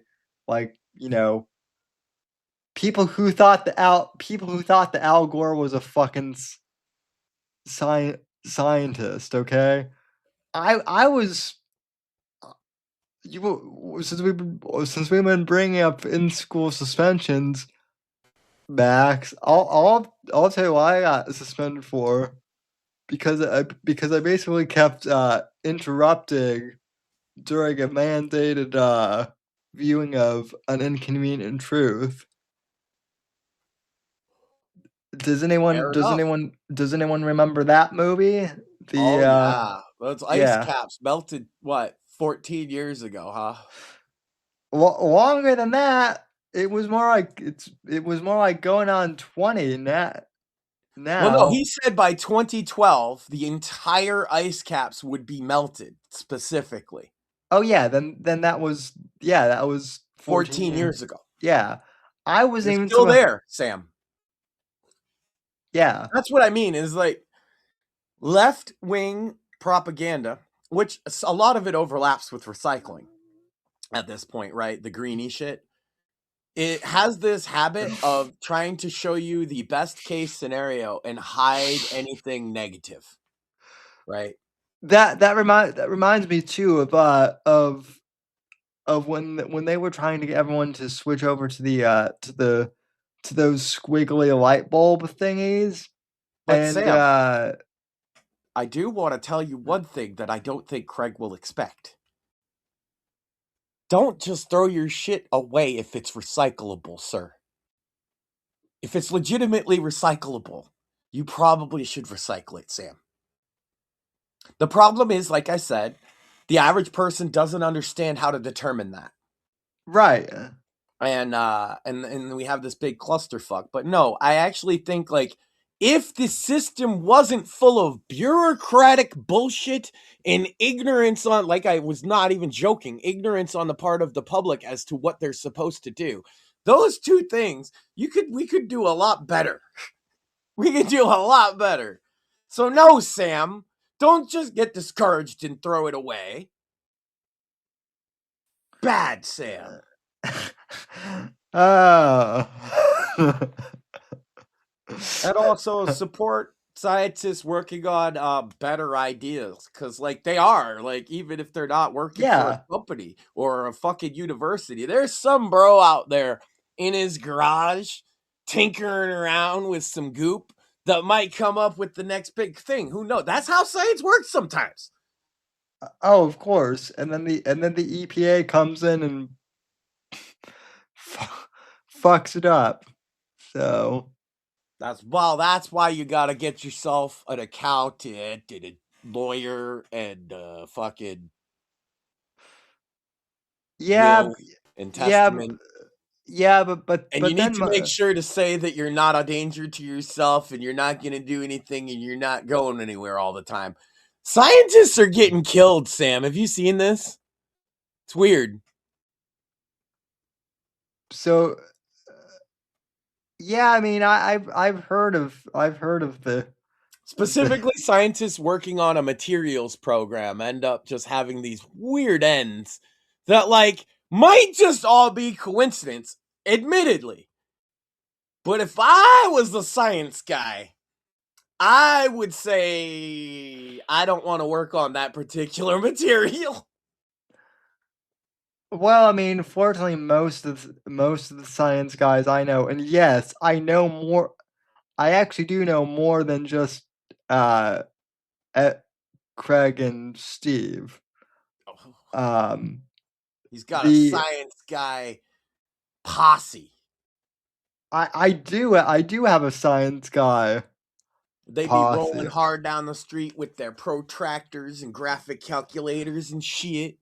I mean, we be doing math out in these streets, Sam. Yeah, and I'm an English. Math? What's that? And I'm an English major. Well, that's why you gotta see. Like the leader of the gang is not necessarily the toughest one. So the leader of the gang of nerds can't be the nerdiest one. You got to do the talking for them. You got to parlay. You got to speak nerd to English for them. Which is literally what I went to school for.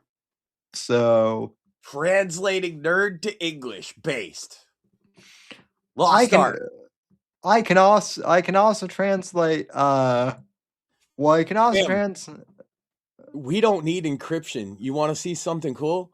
We can communicate secretly by just writing openly in cursive. It's like a secret code that only old people know. Even the bots have a hard time with cursive, you know. Yeah, I know. That's right. We're gonna write. You can write in cursive, can't you, English major? Well, I mean, I can, but it'll look like shit, just like. So does mine, Sam. Oh, his is terrible. Yours probably looks better than mine, and people might think I'm kidding. What I was gonna say my is signature is a squiggle. I mean, dude, that's what my handwriting looks like on. If you side with an X, I would if I was you. I mean, no offense, Mort, but your handwriting is probably the worst. Damn. Probably. Why you always bully Mort? Here we are again. What did Mort do? I'm a Mort's handwriting is 42-year-old fine, cripple. Sam. Thanks for asking. No, it's not. Well, yeah, but he didn't have to bring it up. The problem is I switched schools early on, and the school that I originally went to started us doing cursive early, but then transferred to the new school. We hadn't started cursive yet, so they wanted me to go back to printing, which fucked up my handwriting, and it's been shit ever since. Yeah. Well, and also, like, I don't write great in cursive, but he's literally crippled. Do you know how many Zoomers can't write in print? Oh, I know. You don't put a keyboard in front of them, it's over, brah. My hands aren't that bad. I play guitar. Fuck you. Exactly. That's what I'm saying. These Zoomers, it's not because they're perfectly fucking able-bodied. They just have a screen in front of their face at all times. Yeah, well, no, that's what I was gonna say. Is Mort and I both may have shitty handwriting, but we're both better than the Zoomers because at least we have handwriting. And we actually have an excuse to have handwriting. Crippled. So what else did we have on the docket for this evening? We talked about Nick Fuentes came out as a Democrat. We talked about Tucker Carlson because we already know he's out. gay. Tucker Carlson came out as a retard. Yes. We talked about how you should recycle, even though it's a lot of it is bullshit. And did I bring up that Karen Bass has been appropriating California state funds for so we've been stealing. Shocking. We covered that. What was it? There was 3 shots taken in the vicinity of the president this week, and we brought up how people who make violent threats should probably be at least talked to, looked into. I'm gonna be completely honest, Max. I didn't even know that I knew about the White House Correspondents' Dinner, but I didn't know that there were 3 shots. That there were 3 more shots, but that doesn't even really surprise me anymore. No, Craig asked if Tucker said it openly like Alex Jones. No, what he just said was he got made fool of by a New York Times cat lady. So it's a humiliation ritual to say that he was retarded rather than just saying it, which I feel is a little more degrading. Yeah. Basically the New York Times lady basically quoted a bunch of stuff that Tucker has actually said on his show, and he said those words never passed my lips, and so she showed him saying it. It was good. It was pretty good for a New York Times cat lady. Score 1 for cat ladies in 2026. They've been taking nothing but L's, so I'll give it to them. Well, yeah, but then again, I mean, taking down Tucker. They kind of deserve L's.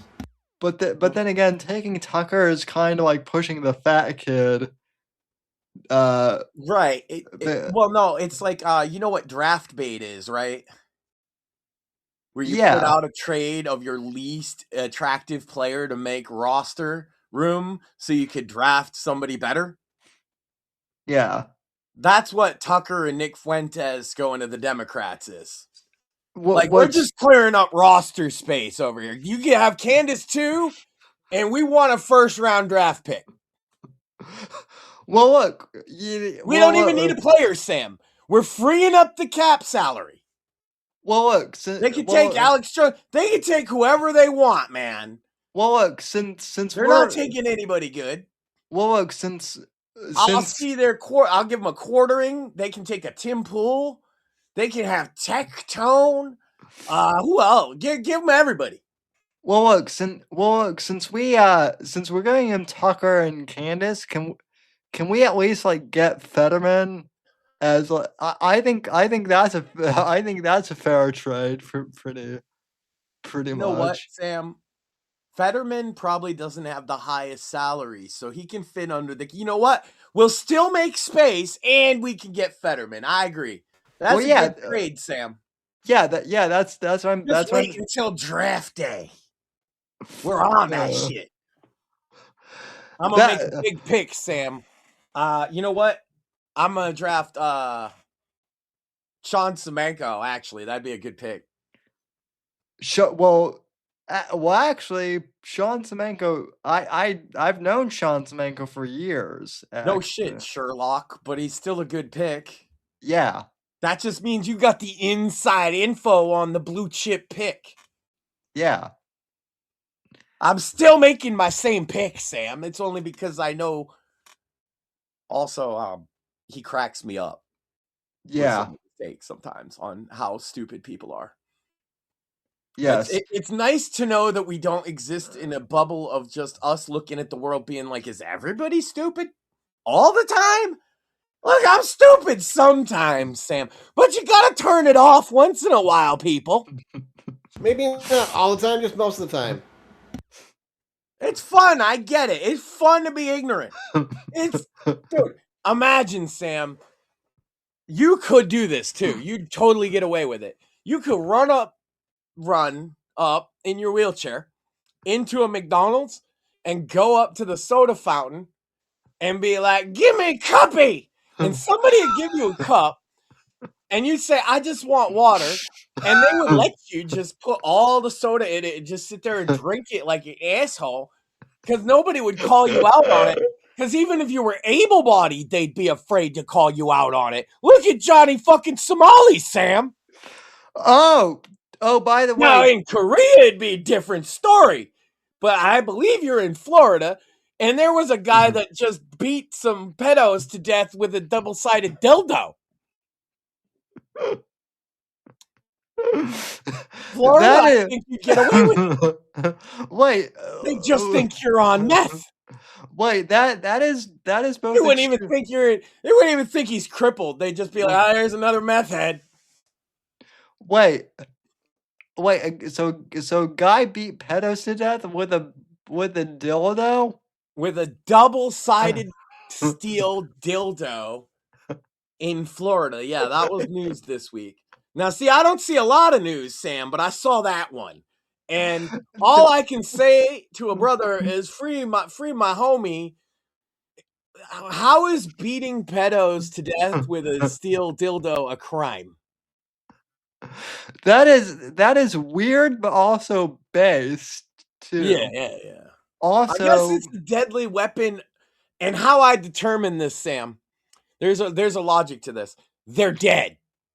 Well, so it must be a deadly weapon. Well, more, you would appreciate this, but I believe that there's a cyberpunk mod where you can beat someone to death with a dildo, and it's like an absurd. No, it's not even a mod, Sam. It's in the game. It's in the vanilla game. It's in the vanilla game. You just have to do a specific quest. Let's all blow Cyberpunk for something that Saints Row did 25 years ago. The dildo bat.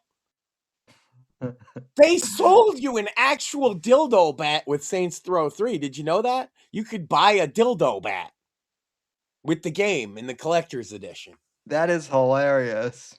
Yeah, I didn't buy the collector's edition. Why would I want a dildo bat in real life? That's fucking gay. Well, you might not want a dildo bat, but I can think of somebody that might. I realize, though, it makes sense now. If you were gonna use it to kill pedophiles, it makes sense why you would want a dildo bat. Other than that, it's gay, and even then, it's a little gay. You know what I mean? But like, I get it. It's making a statement, so you're taking it for the team. But me, I personally am. I'm a big fan of using my hands. You know. Yeah, me too. Good old fashioned chokehold on a motherfucker. But you know what? We're not allowed to choke people no more because we live in sissy fairyland.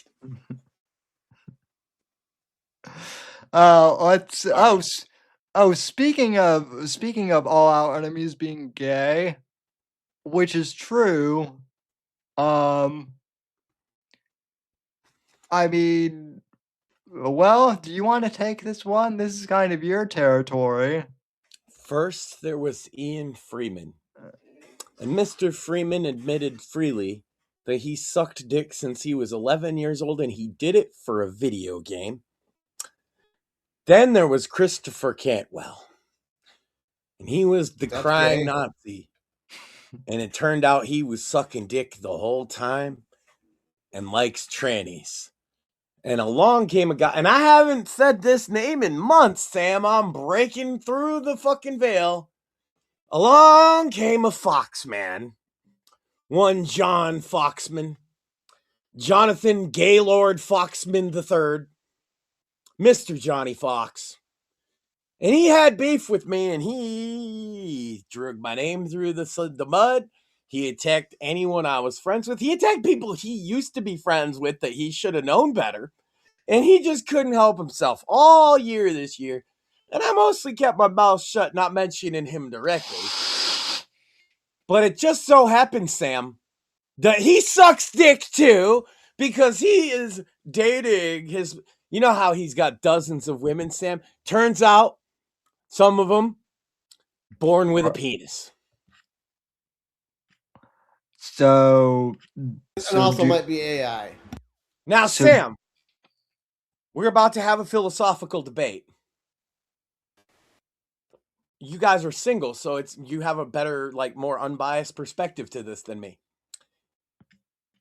Mr. Foxman said in at least one of those messages that it doesn't make him gay to have, and in other messages, you guys have seen most of them, he said that how he was dating this woman for 10 months in some cases, and that it was an abusive relationship and she's a narcissist. And this woman's a trans woman, male to female. So, gentlemen, chat! That's a man. Is Johnny Fox, or how about this? Would it be gay for you, personally, to have a trans girlfriend? Yes. If you never touched them in real life? Yes. Yes. Even online, that's gay. Well, now, you might ask yourself, Max, can you confirm this is a trans woman? Are you just making stuff up? He always accuses you of making stuff up. Well, in fact, this person is a somewhat well-known fighting game streamer named Glint.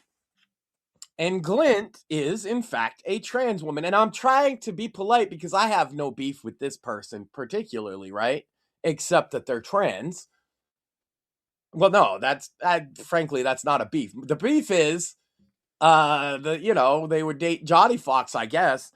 But them being trans is important. How do we know that they're trans? Well, they were on a TV show, Sam, reality show about fighting game players at a competition. And their whole storyline was about how they were trans and overcoming the odds being a trans woman fighting game gamer. I mean, they are as trans as it gets, and their number one issue in life, if you look at their Twitter, is defending their right to exist as a trans person and saying that a lot of the propaganda you hear about trans people, including things that we say, is very wrong. That is, and I'm saying that's what that person says, and they believe, and I believe that to be the case. So, that is my evidence that Johnny Fox is a homosexual. I mean, that seems pretty compelling to me. Right. If you dated a trans person who was born a man, you are at the very least bisexual. I mean, now to be fair, I'm gonna give. Oh, I don't even want to say I'm gonna give Johnny an out, but does Johnny? No, go ahead. Does Johnny know? He knew, and he defended their identity, and he specifically said to them, "Yes, you are trans," and it makes him not gay, even though because you're a woman. So he did say all of these things in the screenshots I saw. Okay, then that is totally gay. You were giving him the he didn't know card, right? Yeah, because 100% he knew. He even started. Sam, do you remember how he was saying all kinds of nasty things about trans people a year ago? He started saying how great trans people were about 2 months ago. Okay, well then then he started going at, and I thought it was because he tends to want to say the opposite of whatever I say and take the opposite issue of whatever I say because he hates my guts and he wants to be. It's like a game of one-upsmanship in his mind, I guess. But that's what I thought was going on. But in reality, it wasn't because of what we were saying on the show. It was because he was literally dating a trans woman.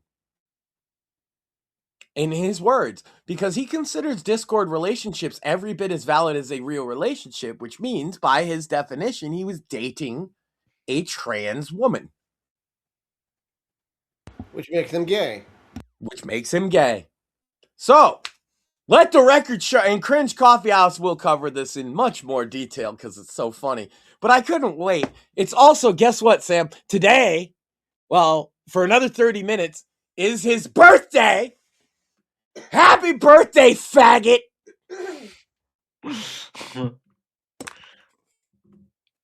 Back to you, Sam. I mean, damn. That is Wow. That is, I mean, to And come out.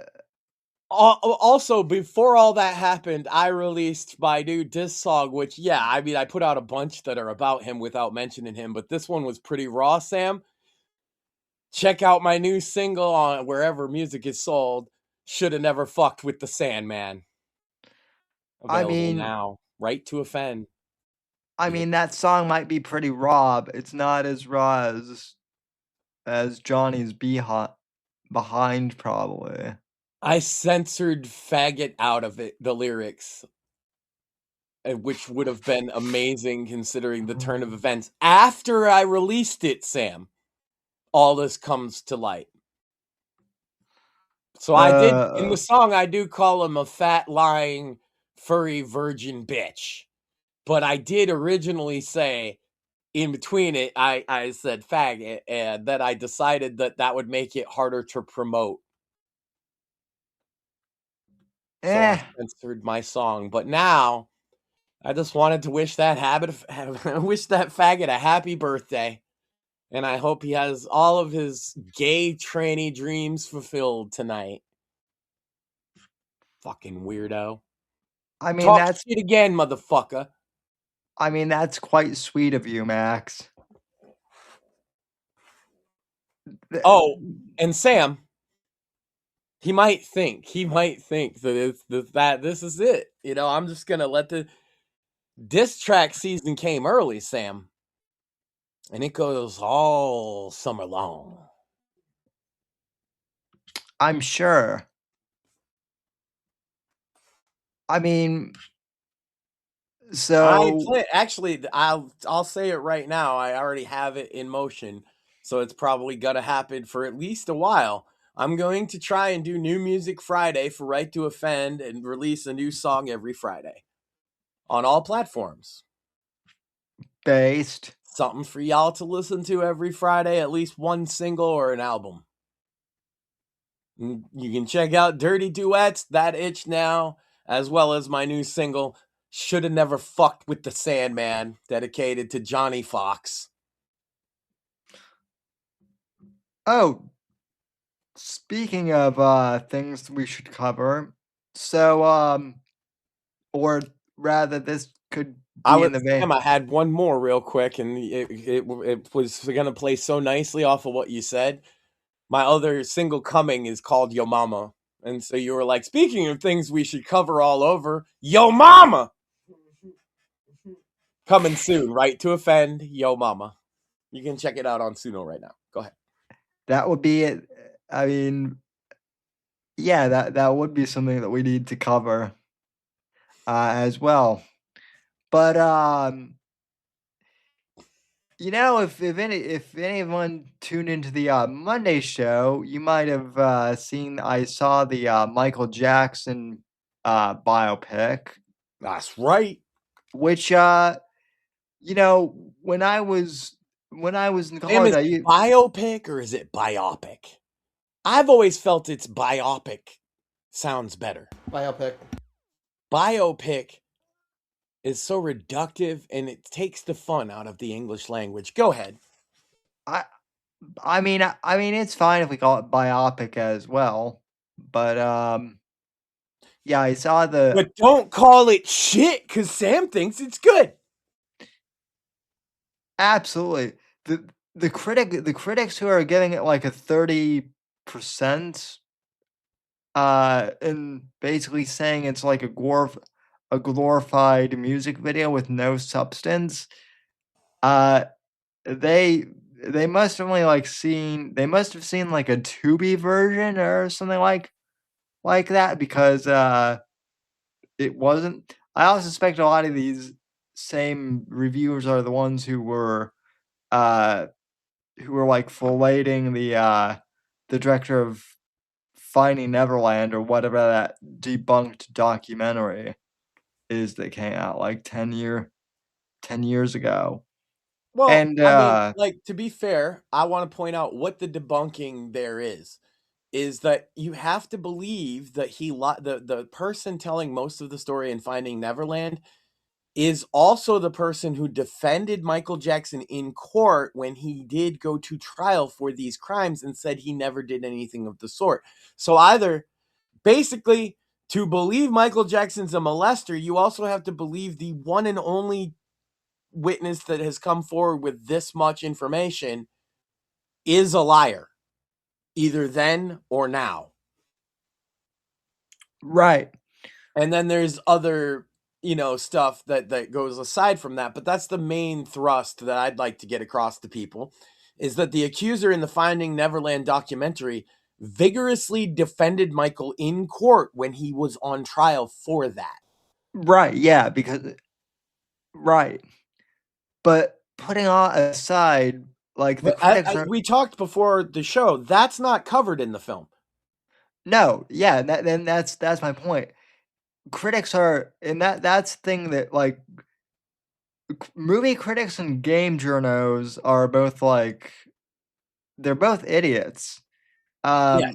Because this journos in general, yes. Yeah, journos in general are still idiots, and like they haven't learned anything since 2014, basically, because this movie wasn't even intended to cover like the trial or any of that. Well, as I pointed out, the trial and his death are the most notable things after the time period it covers, and that either way is mad downer of an ending, just like it was a downer of his life. And let me tell you something, if you don't know anything about Michael Jackson, the last thing he would want is the final note of his song to ring through your heart as a sad one. Right. He liked to make people happy. And that was what really showed in this movie too. Like it wasn't just a glorified MTV promo as some of the critics were saying. Like you saw how introspective and caring and how also savvy he became as a business man. People have forgotten because he's been gone for so long and his legacy is all lumped into one, but he has several notable periods of his career where he redefined himself so completely that the sound, the look, the stage show, everything doesn't even resemble.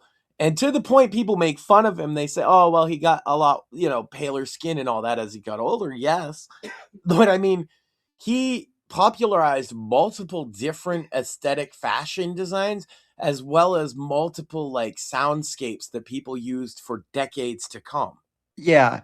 Going right back to the 70s sound, where he laid the foundation in the 70s for a lot of what would become like the synth wave of the 80s. Yeah.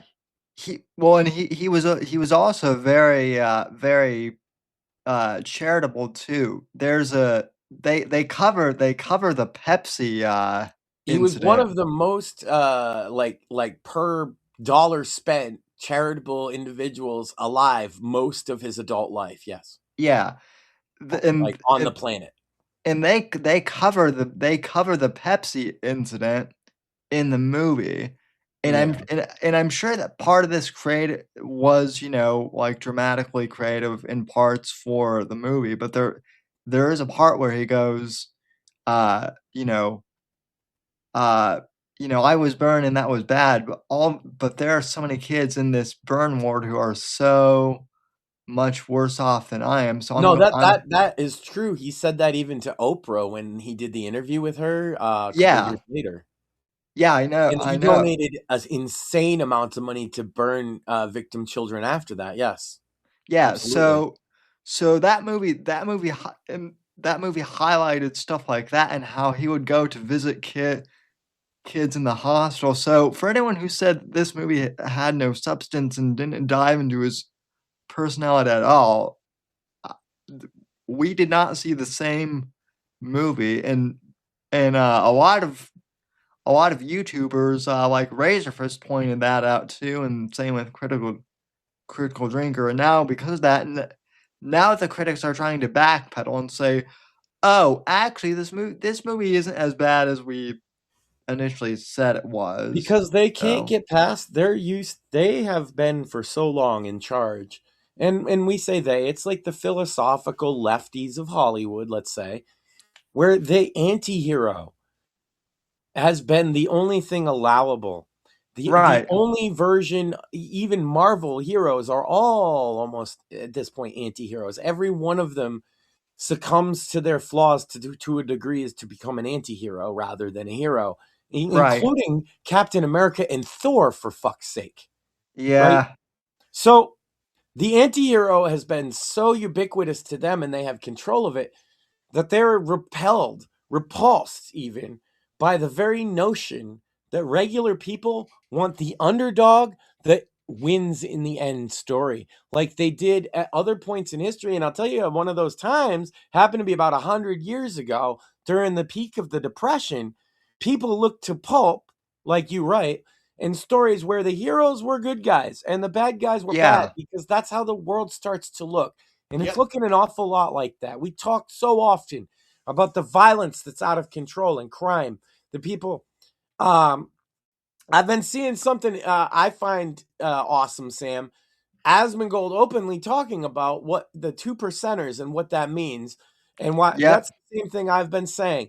There's about 2% of the population that causes almost 100% of all of the problems that result in us living in essentially a minimum security prison because we can't have anything.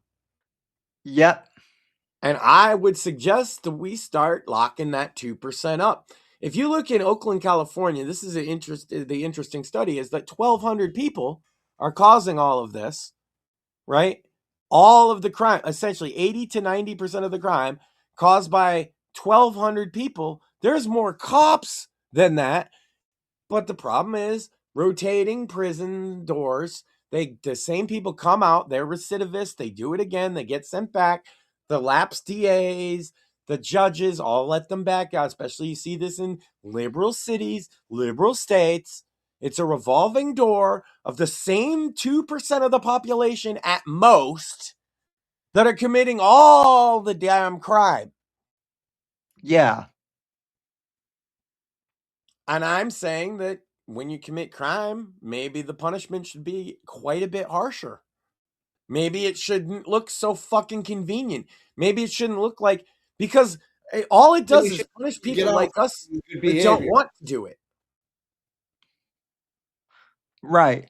Now, also, you're still very much for prison reform. I know that. Absolutely. And I've also said just today to Craig, I was talking with Craig, and Kyle Rittenhouse had brought it up. Felons should get their rights back after whatever the criteria. I'm not a fucking guy that's going to make the criteria, but I will say that the idea that a felon of any variety for any crime who has paid their debt to society can still never regain their right to vote or their right to bear arms, especially, I do not agree with that. And I think that we should move. Look, right now, as it stands, that's actually the least of their problems, because as a felon, it's hard enough just to get a job. Yeah. You have to disclose that, and people are absolutely allowed to discriminate against you for it. Or even it doesn't matter if it was 20 years ago. They can still just say, "Yeah, well, you got a felony. You fuck off." Yeah, that's your problem, you know. Or to even like get into universities sometimes even. There you go. Joe, homeboy, Joe says he has a weed felony. Exactly. And he lives in a place where that is all now legal. So what's up with that? Yeah, oh, do we? It's not proactive. It's not retroactive. Oh well, go fuck yourself. These are the problem. Like, regular folk have to fucking handle all this paperwork garbage, and a lot of times, yeah, it's really tough for first of all, if you're a felon, the odds of you getting out of a working class job in anything that is not like entertainment and like lucking out, very slim. You're probably going to work a blue collar fucking job. You're probably going to work in construction or something. You're probably going to work with your hands. It doesn't matter how fucking smart you are, because you have a felony. This is so already you get that, and you can't ever carry a gun for the rest of your fucking life, and you can't vote to make anything better for your life to live, which I never even understood taking away the right to vote to begin with from a felon. Because we'll let a felon run for president. Literally. Yep. You can run for office, but you can't vote. And a lot of times a felon will do that just to make that point, knowing they're not going to win. Thankfully, here in New York, you once you serve your time, you can petition for your rights back. And I'm not saying everybody that serves their time automatically gets that back either. That's not Right. I'm saying there has to be a middle ground between where we're at and where I'd like to see us. And the middle ground is going to be some place where a felon, Kyle Rittenhouse was the one saying it, but I agreed. There has to be a point at which a felon can, at the very least, get the right to bear arms back. In a world where you can get robbed and the cops can't do nothing to help you, stop it, and if the robbers decide to kill you, they won't even solve the fucking crime, but you're not allowed to carry. Well, right. And you should be able to at least petition for your right to vote back. And if they deny you, give you a reason. And the other thing about the felon thing, real quick, Sam, it's not just the right to carry for yourself. You can't even be around people or associate with people who carry legally. Otherwise, you could get in trouble if you get, let's say you have a friend that carries and you don't even know and you get pulled over. The cop runs all your fucking names because whatever, and he realizes you're a felon and that guy has a gun. He can just send you to jail. You didn't even know. You didn't even know. It doesn't matter. And then you have to fight through the court and prove that you didn't know, and they don't actually care. And your defense attorney probably doesn't care either, because he's not getting paid. Not enough. This is the reality that people deal with. The whole system is fucked. But at the same time, we let out violent, multiple fucking felon rapists in and out before they even go to trial with no bail and all this fucking shit. And you can't protect yourself if you're a felon. I'm not a felon, just for the record. I just feel strongly about this because I have friends that it is affected and I've watched what they struggled with. It's terrible. Yeah, absolutely. Same. Yeah, see, Joe said 18 years ago. Yeah, and we happen to know Joe is a good Christian family man. And 18 years is a long fucking time. At what point, I'm a believer that anybody can receive redemption, at least in my eyes, if they do certain things. And I would hope in the eyes of God. But the state thinks that you can't receive redemption no matter what you do for having a little fucking weed. Unless you're fucking rich. Yeah, unless you're rich, then maybe you can pull some fucking strings. But I'm gonna be honest, I don't think you could in Massachusetts. I think you'd stay a felon. If you were rich and could beat it at trial with a good lawyer, you're right. That's where the rich would help. But once you're convicted of a felony, even money doesn't help in our state. They just want to rake you over the coals for the rest of your life. There's extra fees and shit you have to pay just to live as a felon sometimes. You have to go talk to people.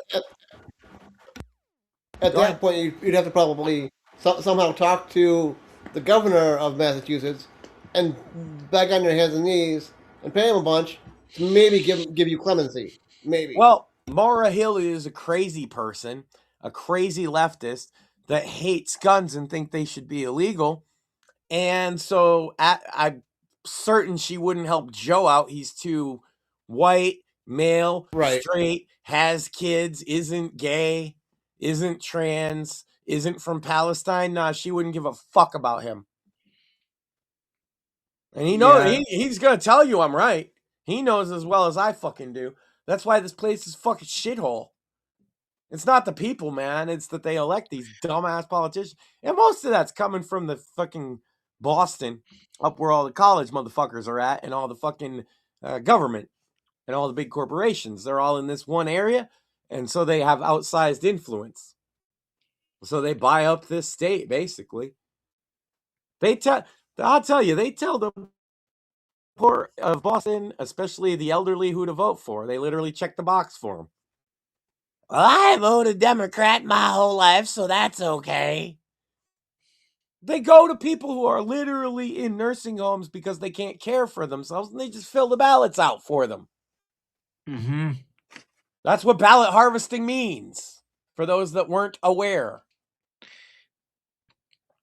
Yeah, well, I mean, that's the same And that's case. assuming those people are alive. Let's not even talk about the Right. dead. Joe Yeah. even just said they registered him to vote even though he's a felon. Damn.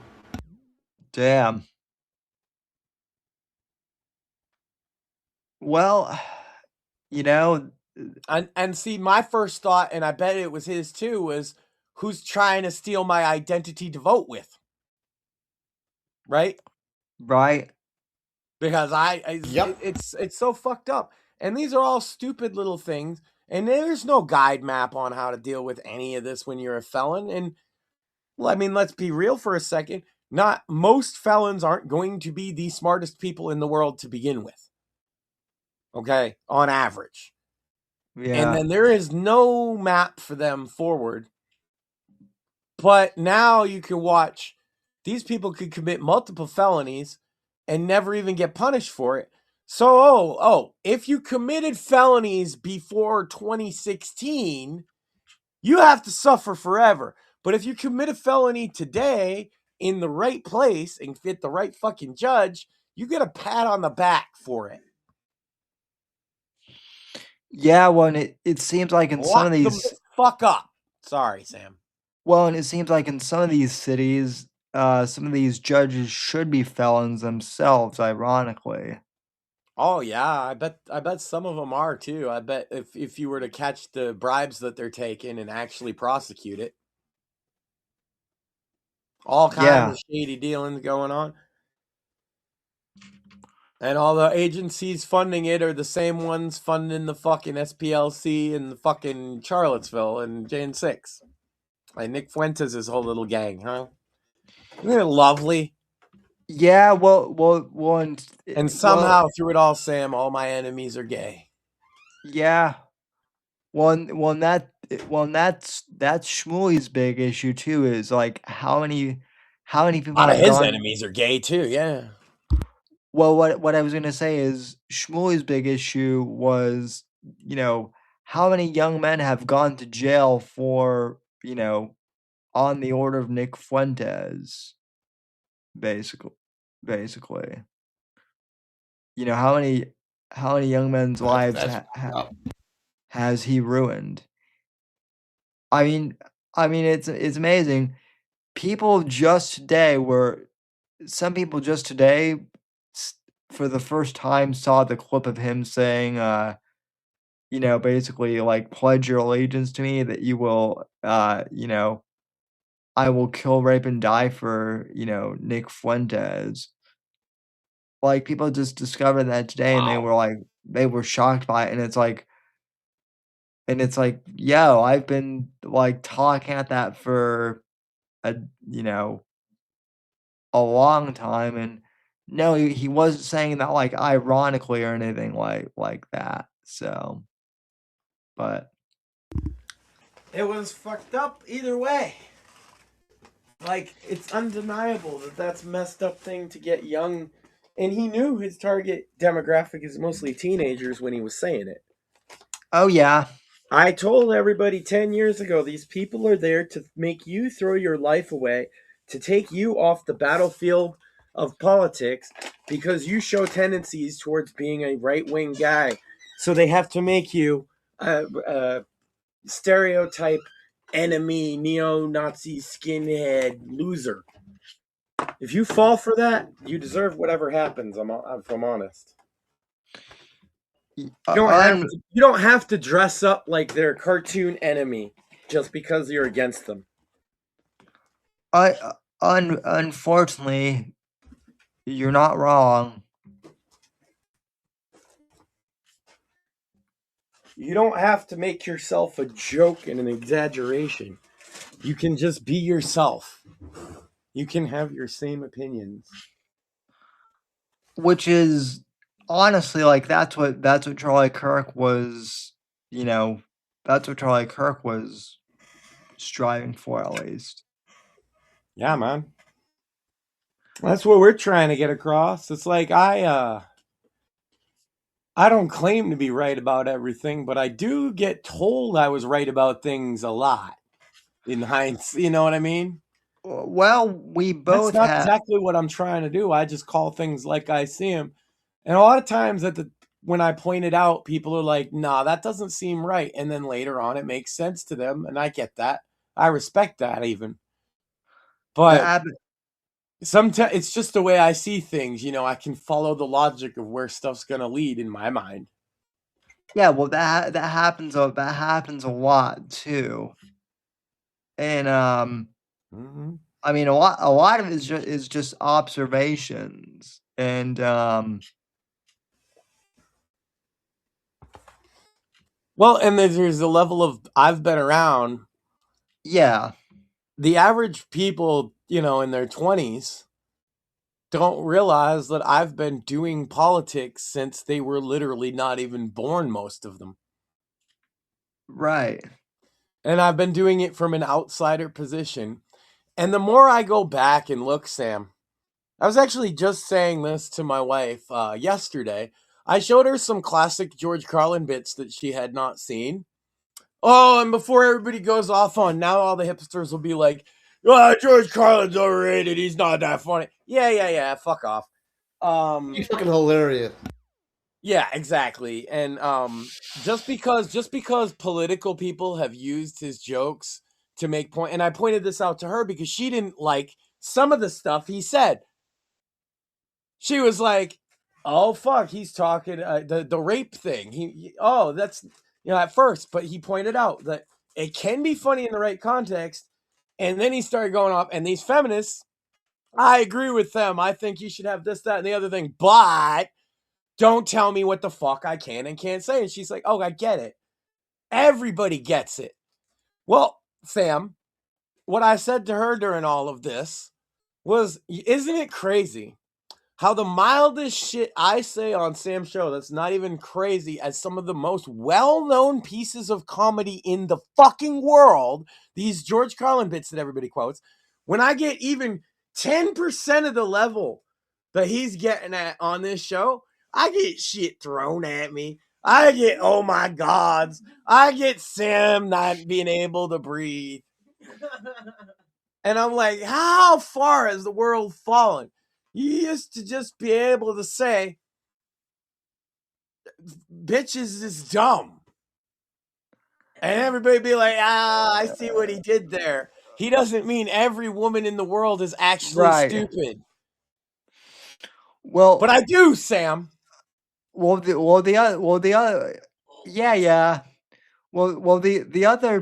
other favorite thing is I introduced someone to Moon Man the other day, and they immediately got that it was like a parody of basically all of the alt-right. Dude, Malarkey was Malarkey, longtime friend, and B, I understand that he made Nazi parody songs, but they're very fucking funny. Well, the fact that the SPLC once again labeled back tonight the McDonald's character from the 80s as a white supremacist meme.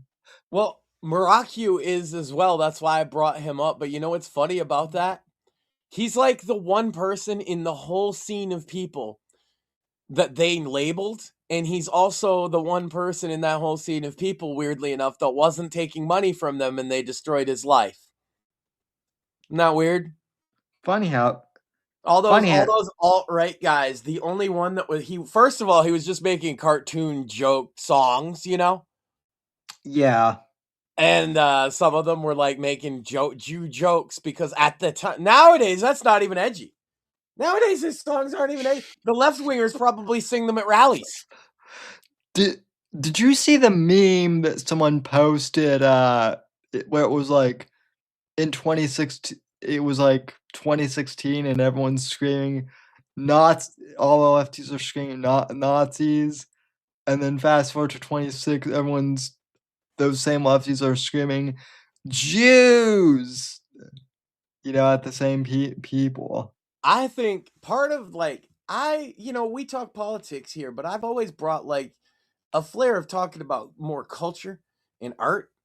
And I think I have some edgy art homework for everyone. Sam, have you ever seen Fritz the Cat? Yes, it's been a long time. But yes. I think we should watch and review Fritz the Cat. I'm going to make her watch it with me. Oh, God. Because that came out in the fucking 70s. And it's amazing to me how pussy we've become since. It's a left-wing film in most ways. But let me see. Since it's the modern day, we gotta do some warnings, right? Trigger warnings. If you don't like racial slurs, you can't watch this movie.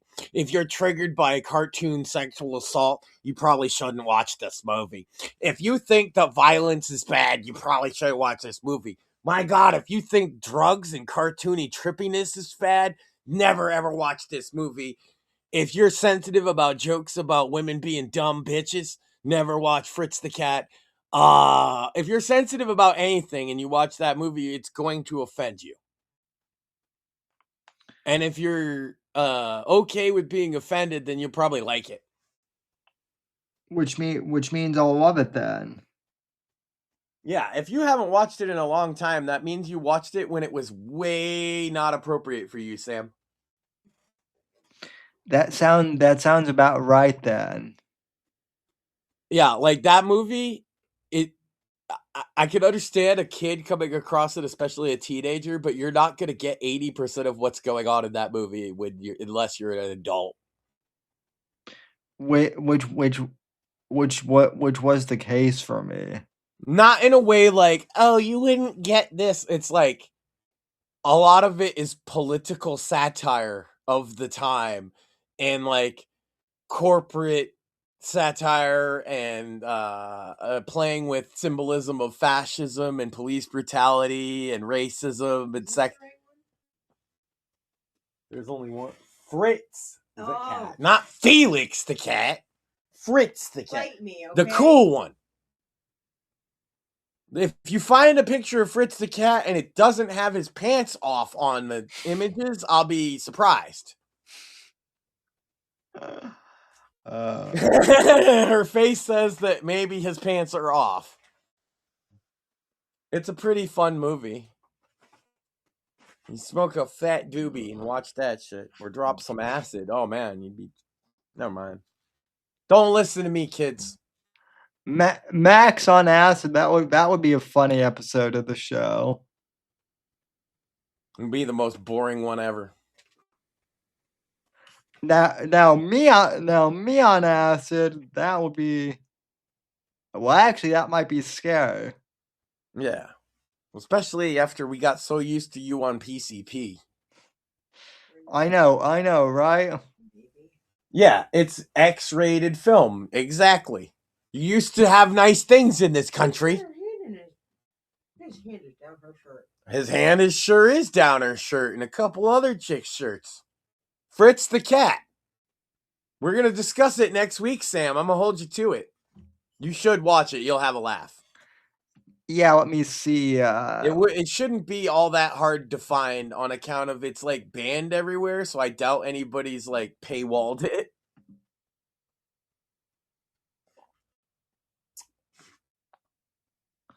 It it was when they had no boundaries on what adult animation might be like. It's the first one of that kind. And so they were like, let's just throw it all in there. It had Sam, I'm now going to sell this movie. It's got racism. It's got sexism. Okay. It's got classism. Okay. It's got misogyny.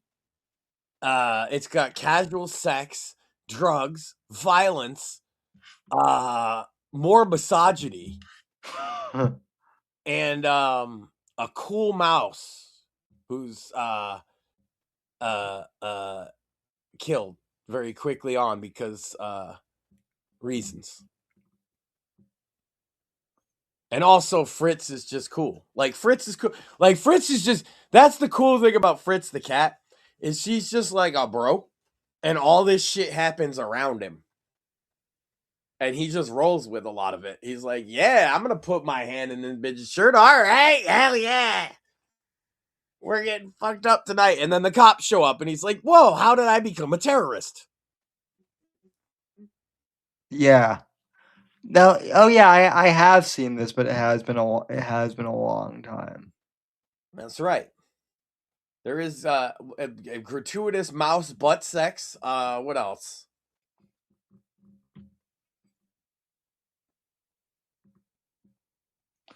I mean, if you're offended by cartoons having mouse butt sex, you'd probably be offended. Then how did you get through this much of the show?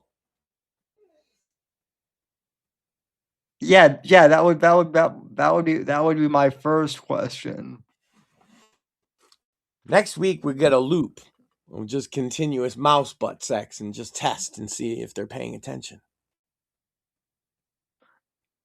If you're not offended by anime, but you are offended by this, then that's it.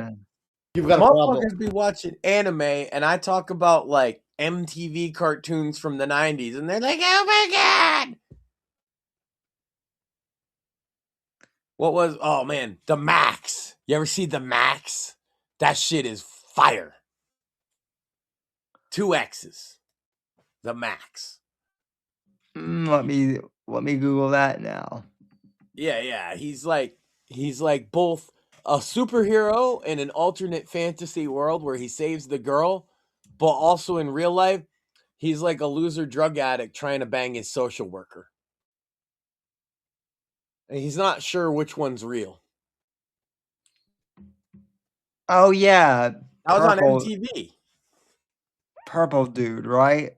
Yeah, Purple Dude. There's another one that was awesome called The Head, and what his power was is his head was gigantic. I'm not kidding. Very funny show. See, we used to have fun shit. How about this, Sam? I'll go more into your wheelhouse here. What do you feel about Adult Swim? Love Adult Swim. Well, see, there you go. Think about the average joke. People get offended by the shit we say on this show, and just think about the average episode of Aqua Teen Hunger Force. Could not be made. Could not be. Well, actually, I take that back because they did make a new Aqua Teen Hunger Not the Force. original though. Yeah. That okay. Let me rephrase. They couldn't make the original Aqua Teen Hunger Force today. You know what they definitely couldn't make today? Did you ever see on Adult Swim Black Jesus? Yes. That was such a funny fucking show, man. I fucking died laughing watching Blah. This was all mainstream entertainment I'm talking about. Yeah. Like, to bring it back to the point of like the Boondocks. Well, South Sam. Park. Yeah, well, Sam Hyde got his start on Adult Swim. What I'm sick of, Sam, is that those things are allowed to say edgy jokes, but we're not. How about shut the fuck up? Also, I'm glad to see that people on Twitter are calling out Rumble for like focusing way too much on political content and not enough on like creative, like Those artistic. motherfuckers paid quartering how many million to sit there and sell as bland coffee to fucking morons? Yeah. I'm sorry. I mean, Rumble is great. We love Rumble. Bro was talking about his CPMs. Let me tell you something, Chris. If you're ever gonna watch something and actually take some criticism to heart, instead of telling us about the CPMs on a platform where you will not push us because we're not Tim Pool, maybe push independent creators. Instead of having the highest CPMs, maybe take that, and because you've already spent all this money on Dr. fucking disrespect. You spent all this money on these big name people, tens of millions of fucking dollars. What a waste of fucking money, Chris. But you spent all that money on them. All the independent creators want you to kiss their fucking ass with what you're offering. Yeah. Just so you know, independent creators like to use you to multi-stream, if anything at all. Yeah. Adam Gold is a special case, and you shouldn't consider that the norm. He doesn't need your fucking money. He's just looking for a platform. But the average small creators that you consistently put no time or effort into, they're going to go to other places, and they're going to make it on other places too. So, good luck. Become UsTube Part 2. Corpo Tube 2. This time it's flavored like right wing. Yeah, pretty much. Yep. And I'll be on Kiss My Ass Tube. No, wait, that's probably an actual porn site somewhere, huh? Never mind. Probably. Gay pornography, Sam.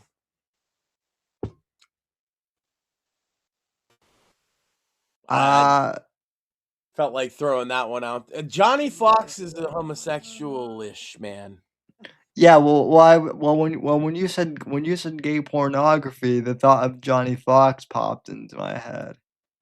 Yeah, so he deleted his Twitter account, but he also brought one back. That's hilarious. So everybody go follow Adam_0X. That's Johnny Fox's new account. Tell him Max sent you. He'll appreciate all the love. Adam_0X on X. You see, it used to be his fake anime girlfriend, Sam. And I had blocked it because of that reason. But now it's rebranded as a VTuber guy who just so happens to talk about all the same things as Johnny Fox, who just so happened to have deleted himself and is gone from the internet forever at the same time. Weird how that happens. Also, he's gone from the internet forever because he got exposed as being a homosexual-ish man. On account of him liking dick! Oh boy. He's never gonna live this one down. I mean, how do you live down dating a tranny for a year besides being gay? You don't. You don't. You don't come back from that, Sam. Well, no, you do. You know who did? Cantwell did it better, Sam. Wow. Look at Johnny Fox half-assing it. What did Cantwell do when he was gay, Sam? He sucked all the dick, and he told you about it in vivid detail, to which you read so much that I almost vomited. My wife read a bunch of it. She almost vomited. We all almost vomited. It was a bonding experience. He came out as the gayest man ever. Johnny Fox comes out as gay, and he misfires. And claiming to be straight. Sorry, Johnny, you're fucking gay. He can't even be. He doesn't even have the fucking balls to be gay. Bro, if you want big, just say so. I'd respect you more. Which somehow makes it even gayer. And if it's like, well, he couldn't get a chick. That's the only chick he could get. If you settle for one with a penis, you're gay. It's not like, it's not like, Sam, this is not, I can't believe it's not butter, okay? We're talking about a penis. I totally can believe he's gay. It's like that meme, can't find girlfriend, become girlfriend. Yeah, pretty much. And then he's like, find the one that became the girlfriend. Which by the way, I want to be clear though, real quick, Sam, before you by the way me. This person really didn't even chat back with him. He invented this trans relationship 80+% in his own head. Is that gayer or less gay? That's even more gay. Yeah, that's even more gay. I figured. That's more gay and delusional. So here's my by the way. By the way, Johnny, you can make fun of Mort and I for being in a wheelchair. And, oh, you two probably don't even have girlfriends. But at least we can get biological women. Well, not gay. Well, not even that. Even if we couldn't get like biological, women, we're still not gay. That's what I was gonna say. And if you were, hold on, Sam, if you were gay, you would have dudes swimming. There'd be dudes. You'd be beating dudes off with a stick. You'd be beating dudes off with both hands, Sam. If you were gay. I'm sorry, Sam.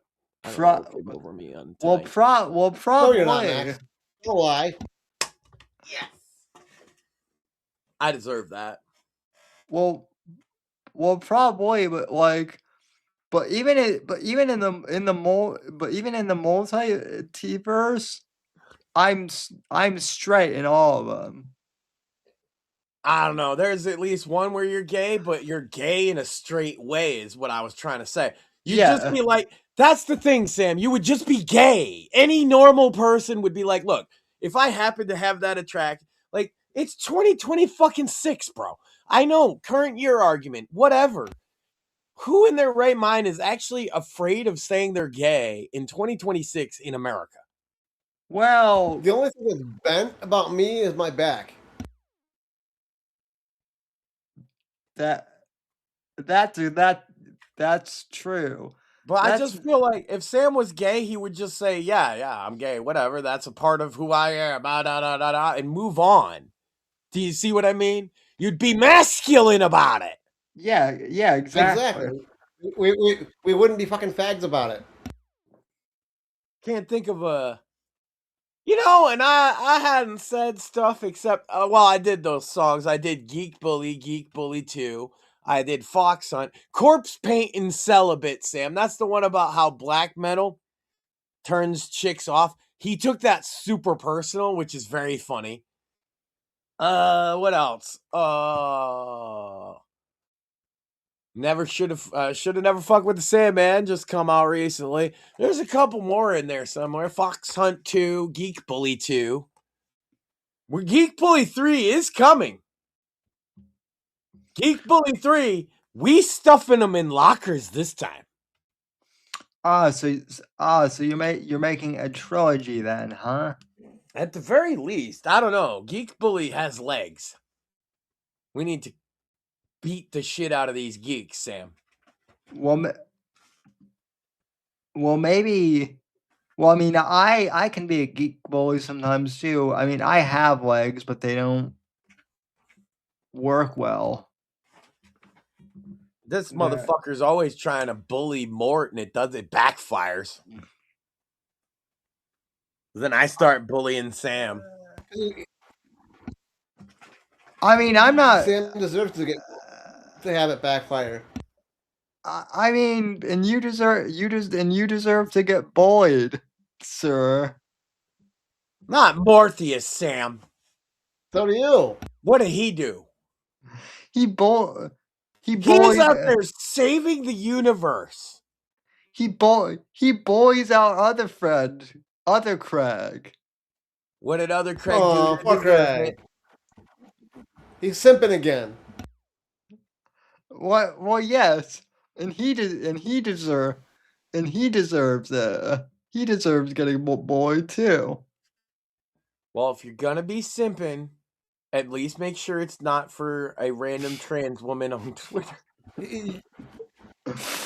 Yeah. You know who else deserves to be bullied? That Sam guy. That's true. And Max deserves to get bullied too. Probably, but who's gonna do it? That guy tried, and he's gay now. Several people who tried to bully me are now confirmed homosexuals of varying degrees. Well, your wife's not gay. She doesn't bully me. Yeah, you she mean does. throwing stuff, Sam? I enjoy that.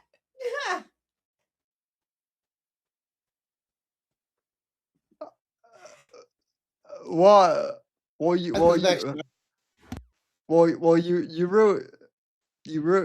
my bit there. You ruined my bit there. That's right. I like when I can make that one right noise. Hold on. You might hear it. Ah. Oh my God. I just realized what Johnny's new gotcha is going to be against you, Max. I can already see it. Do you know that Max has a fetish for things being thrown at him? That's what it's going to turn into. Well, I mean, people already do that kind of shit of like, oh, a guy's into his wife, that's a fetish, so I don't care what it was. He's not saying anything. He deleted himself because he doesn't want everybody to know he's gay, but he won't delete or rename his YouTube channel on account of he just hit 10,000 subscribers. So he's having a hell of a birthday, Sam. How the hell does he have 10,000 subs, though? Well, bots for one, but also that he's been doing it for 10 years on the same channel, and a lot of the subs come from like different periods of time and content, and they don't watch it anymore. So, because you look at his numbers on his videos, he gets like 100 views on his average video, and then like once a week he gets 1,000.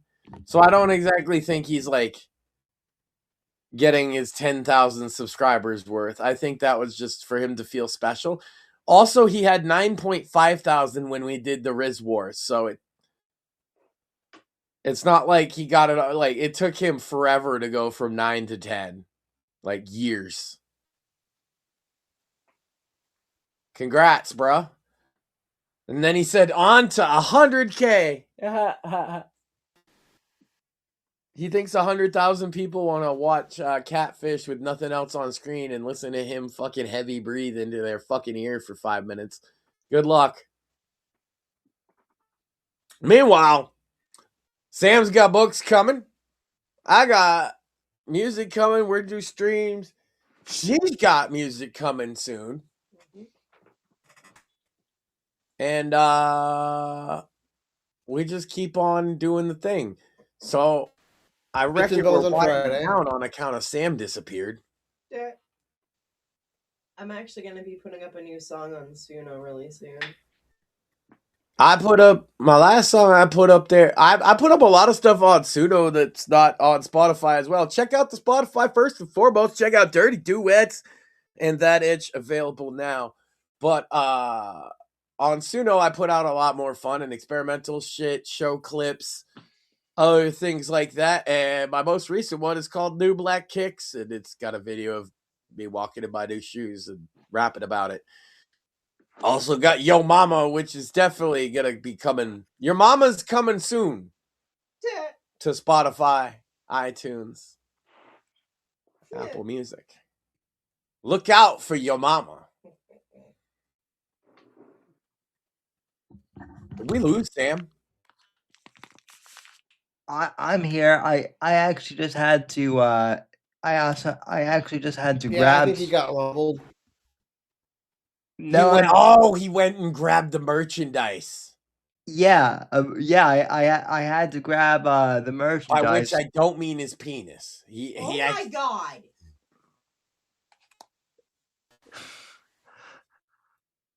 Well, you don't know what I was doing off camera.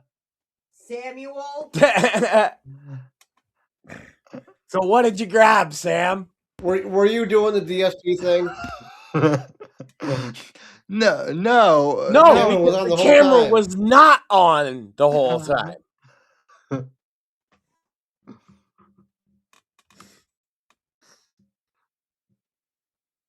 No more. I did not do it. I did not I did not pull a DSP. So I know he just makes it worse. But what I did grab is a new book that's going to come out. A new book. Well, really a new short story that's coming out. Blood in the Jungle, a Task Force Lazarus Origins story. I like blood. Yeah. And let me see here if I can get a well, it might be hard. It might be a little hard to see here, but it's a little glossy, but from what I see, it's pretty cool. Yeah, it's very glossy. So it's not going to be the best, but yeah, So, this is it. Are any of the characters going to be in blackface for the film adaptation? No, well, there It just might... looked a little like a serious Tropic Thunder cover. That's why I say that. I mean, it is kind of supposed to be like a serious version of Tropic Thunder. Based. But no, we might have to get we might have to do Yellowface in the film version if we have any on account of I don't know too many of you. Well, we'll have a bunch of people audition by having them say "sucky sucky $5." Oh my god. Me love you long time. Well, or we could just like clone. We could have Tay do it. He's yeah, Asian. yeah. That's what I was gonna say. We could green screen Tay and just like multiply him as the VC. Because all Asian people look the same. I get it. Exactly. Also because a Cambodian kid from California is the same as a Vietnamese guy from Vietnam. Gavin Newsom seems to think so, at least. Can I play the Jewish accountant since we're just mixing everything up? Yes. Yes. Oh, hey, you guys are spending all the money out there on the battlefield. What are you doing? You gotta pick up them shell casings, oi. We recycle. Yeah. Yes, and Craig can play the Irish bartender. See, we got a movie. What we got to do is hire the exact wrong actors for a bunch of stereotype roles and just have it play out. And be like Hollywood? Yeah, except the exact opposite. So good, actually. Yes, good. We're going for good. Yeah. And also not evil. Those are two separate things. So no Rachel that goes on. Yeah. Also, no casting couches. I know you're disappointed, Sam, but it's for your own good. What do you mean it's for my own good?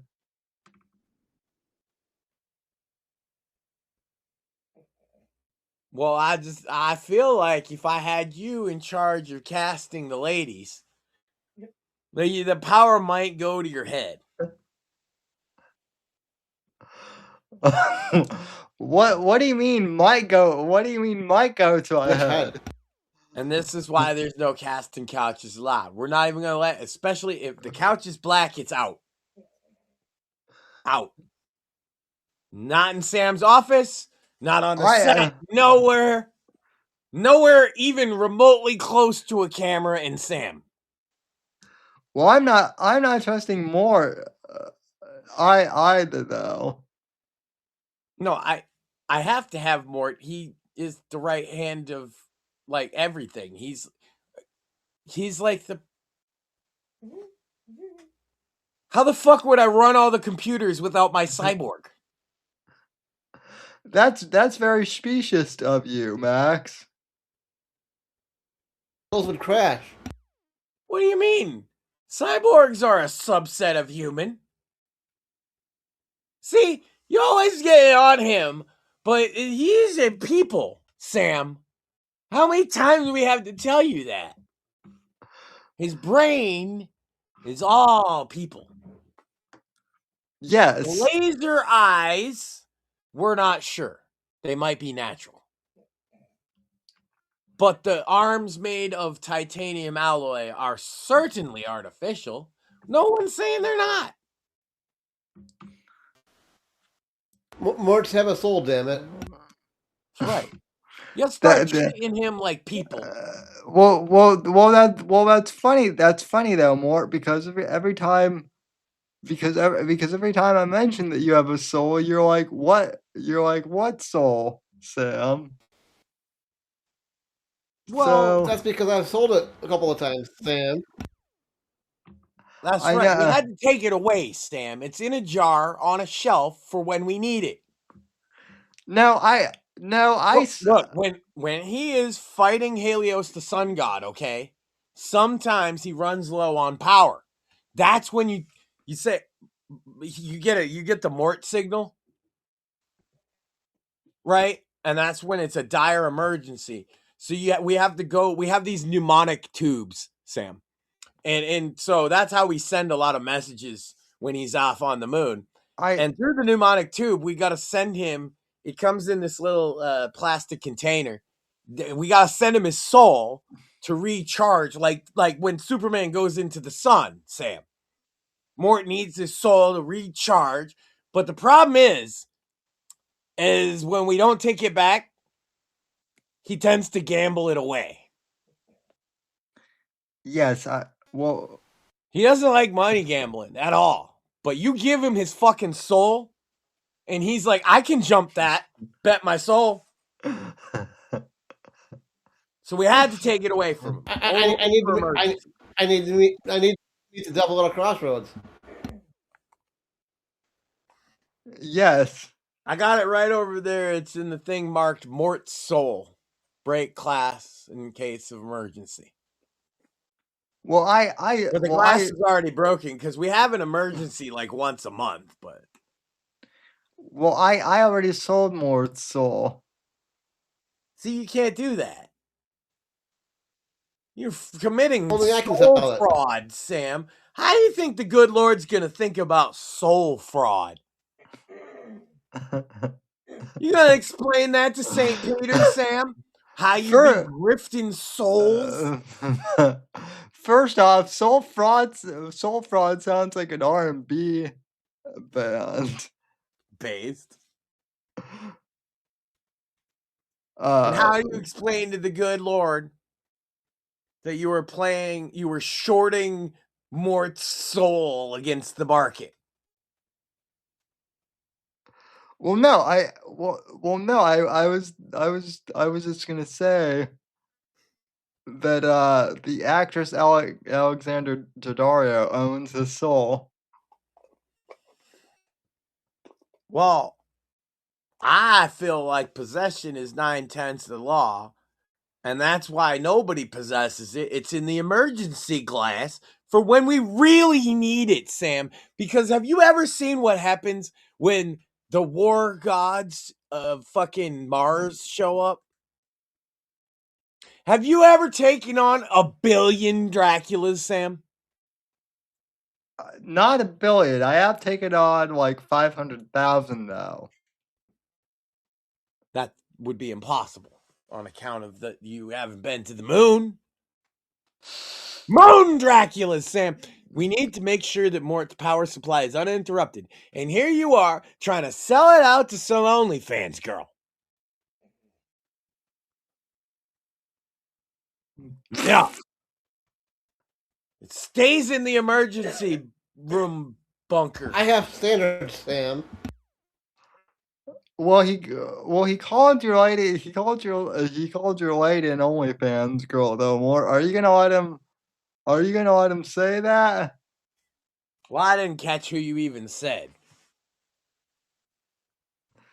So you just automatically assumed that I'm an OnlyFans girl. Interesting. No, I just assumed that a girl nowadays has an OnlyFans on account of, like, isn't that what happens? True. To be, there's no girls on the internet. And now it seems like there's no single girls on the internet who don't take their clothes off for money. Probably. That is true. They are a dying breed, boys. It is, we are approaching like close to 3 hours somehow, though. Well, through the sheer power of retarded grifters and, dumb news. Oh, and the pure joy I get from Johnny Fox giving, for his birthday, giving me such a great surprise of him announcing his gayness and all. So he gave you a gift on his birthday. And he was ready to give that tranny a gift, but I guess we'll never know now. Oh, boy. Broke his little heart. Yeah. Well, that's a gift that really none of us need. You know, everybody should pray for Johnny Fox. He got his heart broken by a tranny. You can relate, right? I mean... He's like, yes to the heartbreak, no to the tranny. Exactly. So it's relatable, see? Partly. But not really. So, we got bits and bones, we got books, we got songs. What are we doing, Sam? Well, we do have Bits and Bones on Friday. More, what are we covering on Bits and Bones this week? Honestly, I don't know, but I'm sure there'll be something crazy that comes up. Right now, people are, for whatever reason, really stroking Asher Sharma off. I was gonna say video games. Wait, they're more. We're not that type.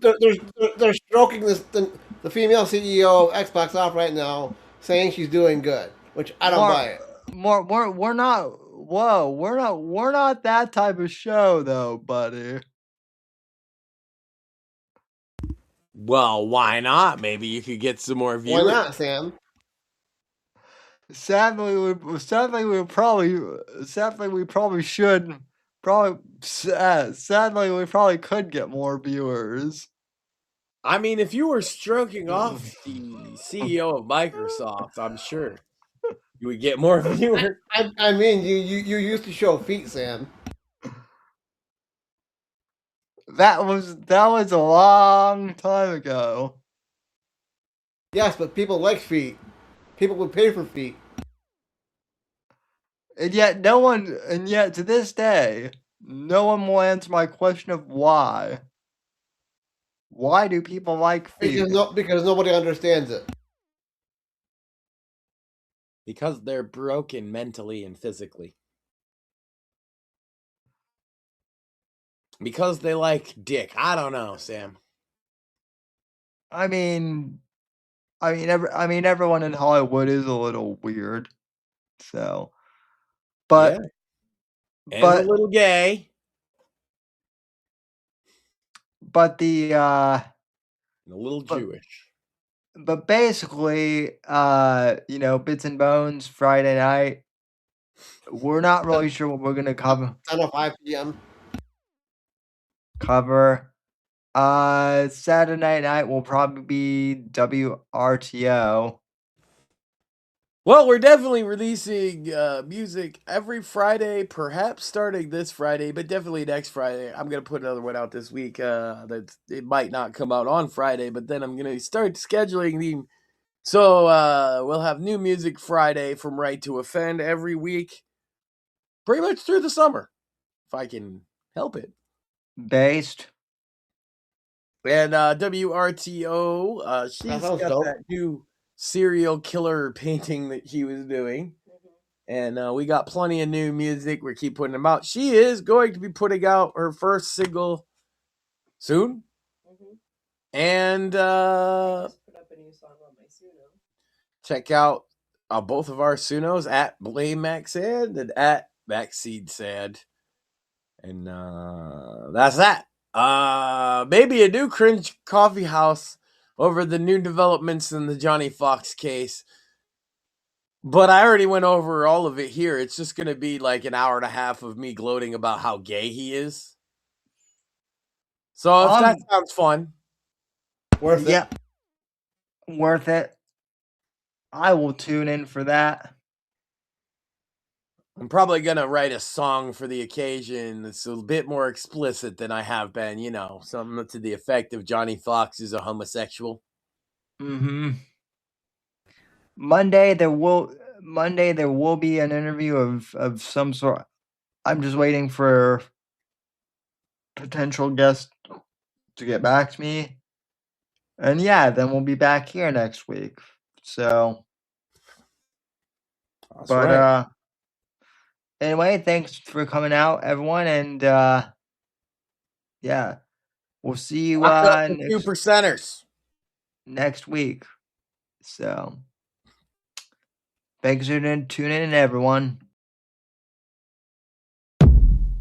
The right to offend is not some pesky little part of freedom of speech that we have to put up with. It is the heart and soul and lungs of freedom of speech. It is the coursing lifeblood of human progress. It is the instigator of liberty and modernity and science and understanding. What a laughing stock today's student leaders are, that they can so casually dismiss the right to be offensive without realizing that their lovely, enlightened lives are the gift of individuals who gave offense. Offensiveness is not just something we have to begrudgingly accept. Offensiveness is the motor of human progress. Thank you for watching the Whitfield Report live on the Right to Offend Media Network. Make sure to check out Sam's books on Amazon, Audible, and Kindle. You can follow Sam on X at SamW_NGC and the Right to Offend Media Network at RTO Media. Like, comment, subscribe, and share with your friends. And until next time, God bless, God save this great nation. God, freedom, legacy, in that order.